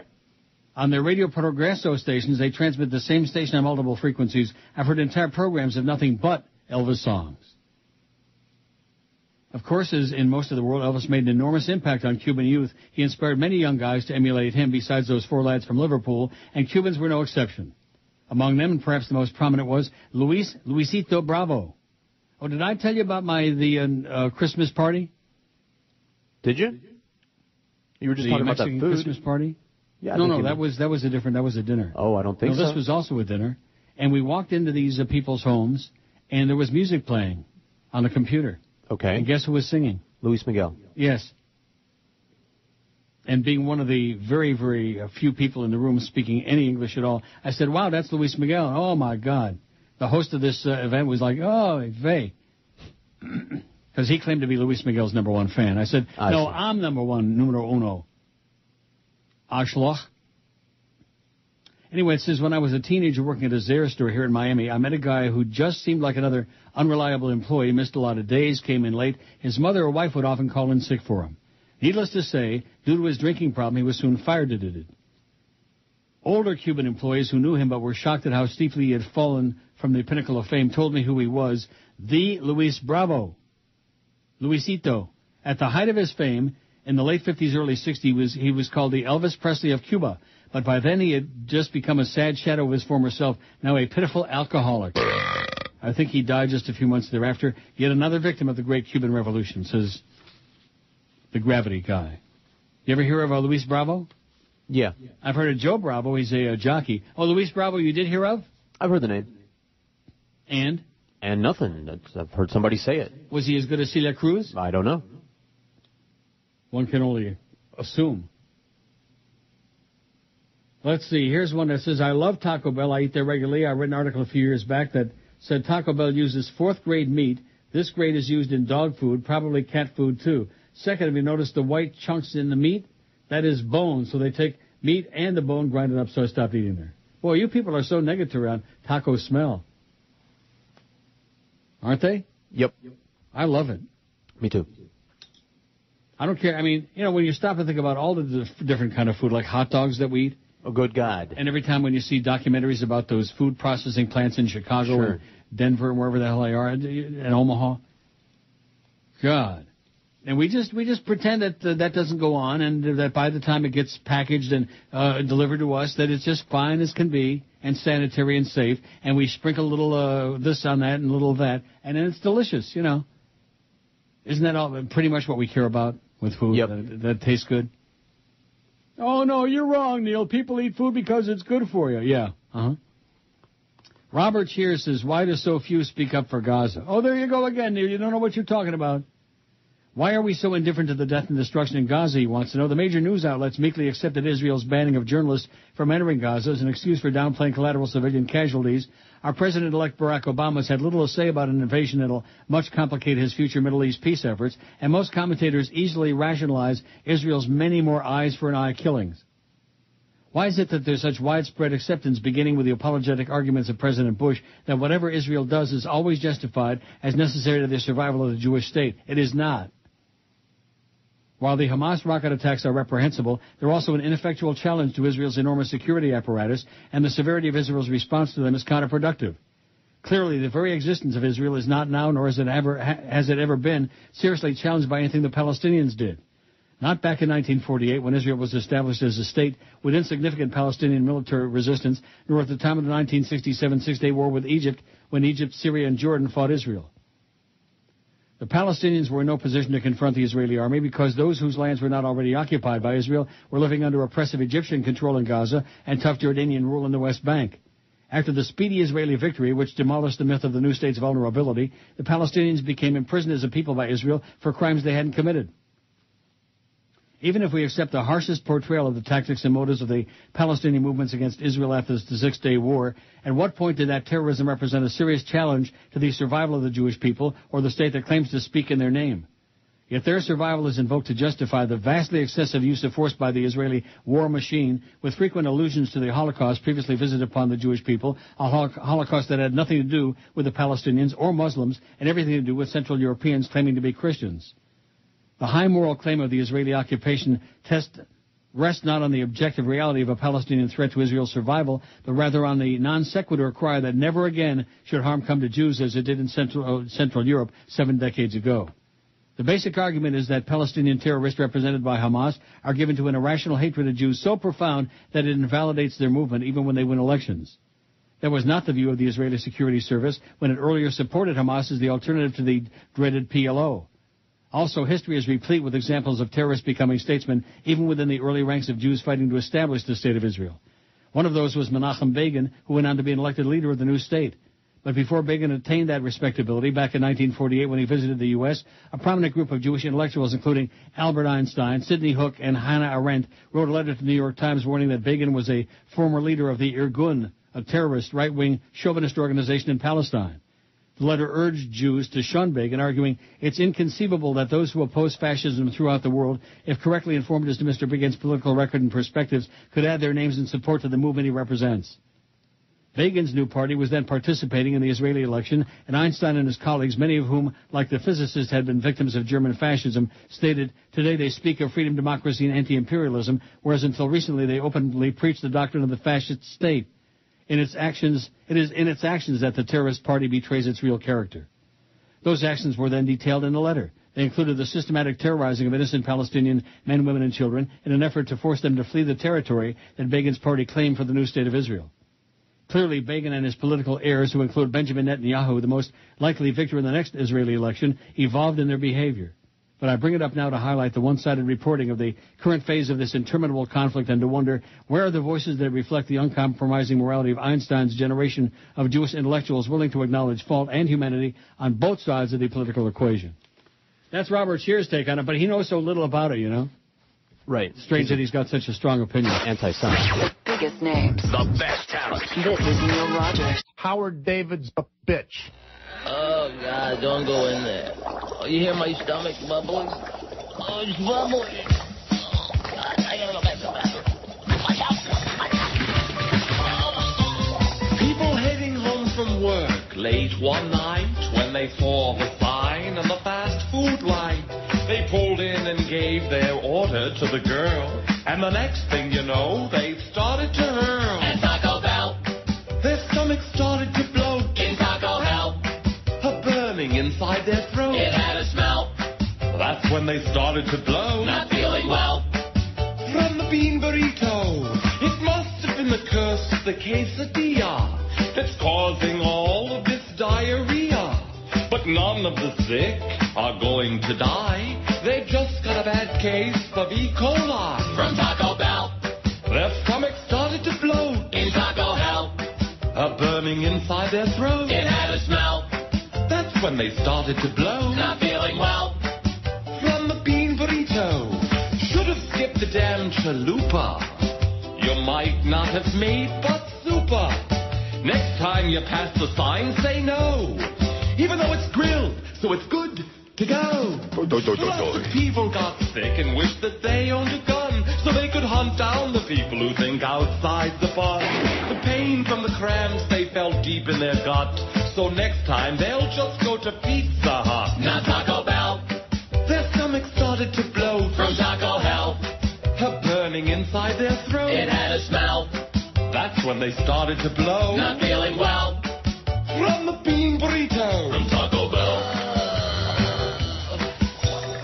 1402 at 560 WQAM. See, this is another thing.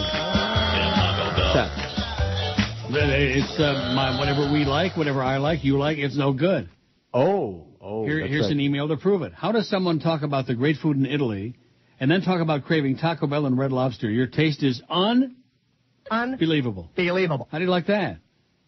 So I can't even enjoy the foods that I like. You know, I mean, Taco Bell, I haven't been there in at least a year. And Red Lobster, I go, I don't know, maybe 2-3 times a year.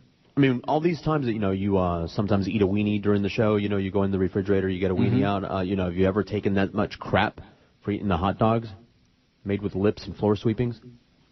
No. That's what I was saying before. Right. A lot of the stuff that we eat, if you knew what was in it, but we don't want to know and don't investigate. And the body does a great job of, digesting this stuff and processing it and dumping it out, and that's it. Craving Taco Bell and Red Lobster, your taste is unbelievable. Would I rather be in Rome right now and go downstairs to my favorite ristorante and have a wonderful bowl of pasta?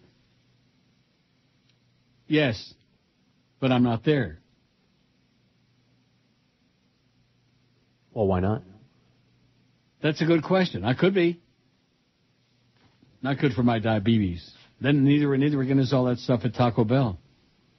I don't think the chowder is good either. When you think it's got a lot of carbs, it's got taters in it. Probably. Taters. Mm-hmm. Bad. Dennis says, I love the chicken taco salad they had at Taco Bell. My wife absolutely hates it because, like you said, they use the lowest quality meat.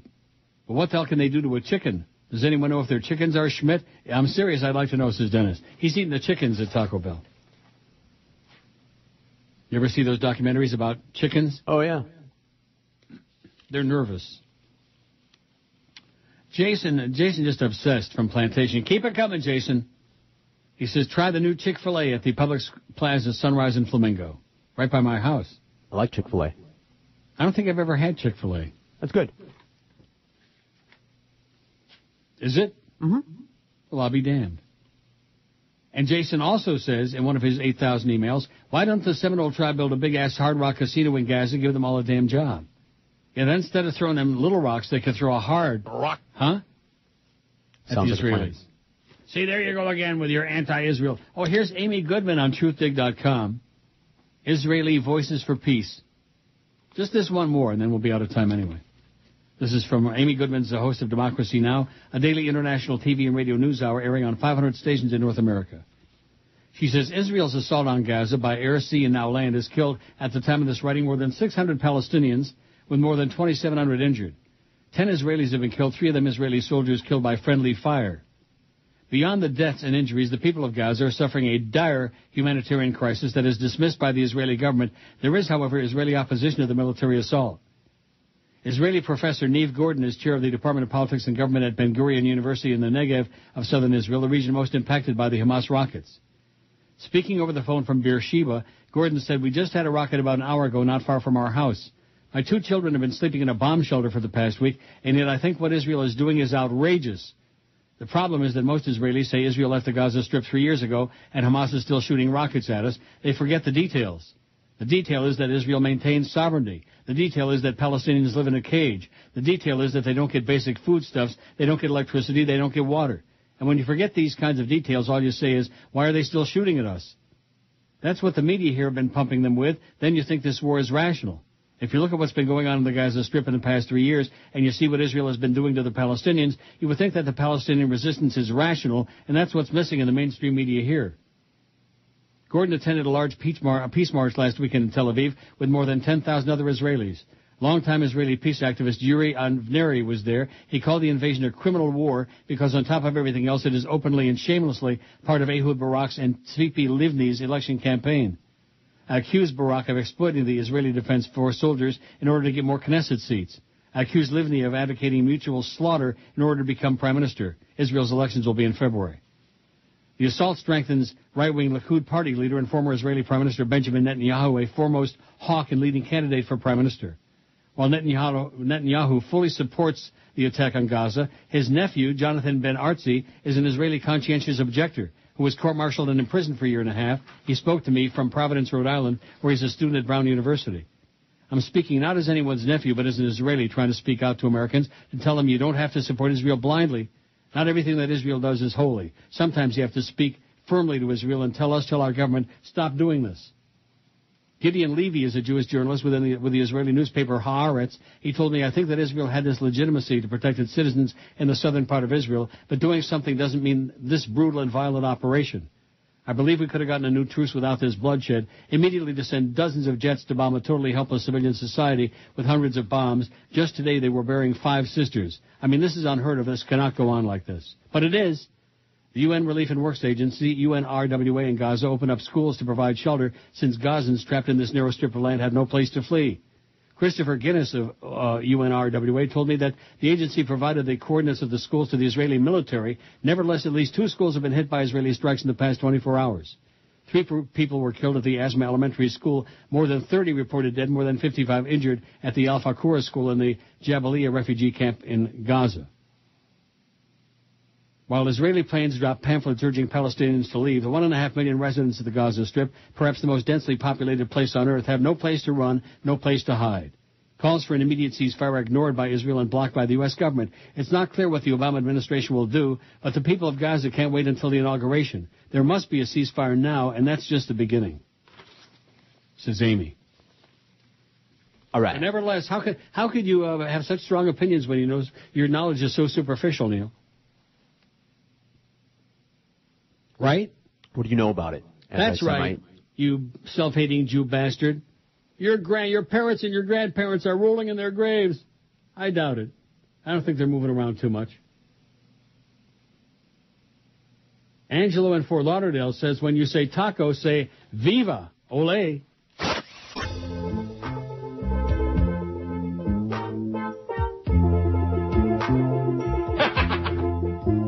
When the sun beats down and burns the top of my head,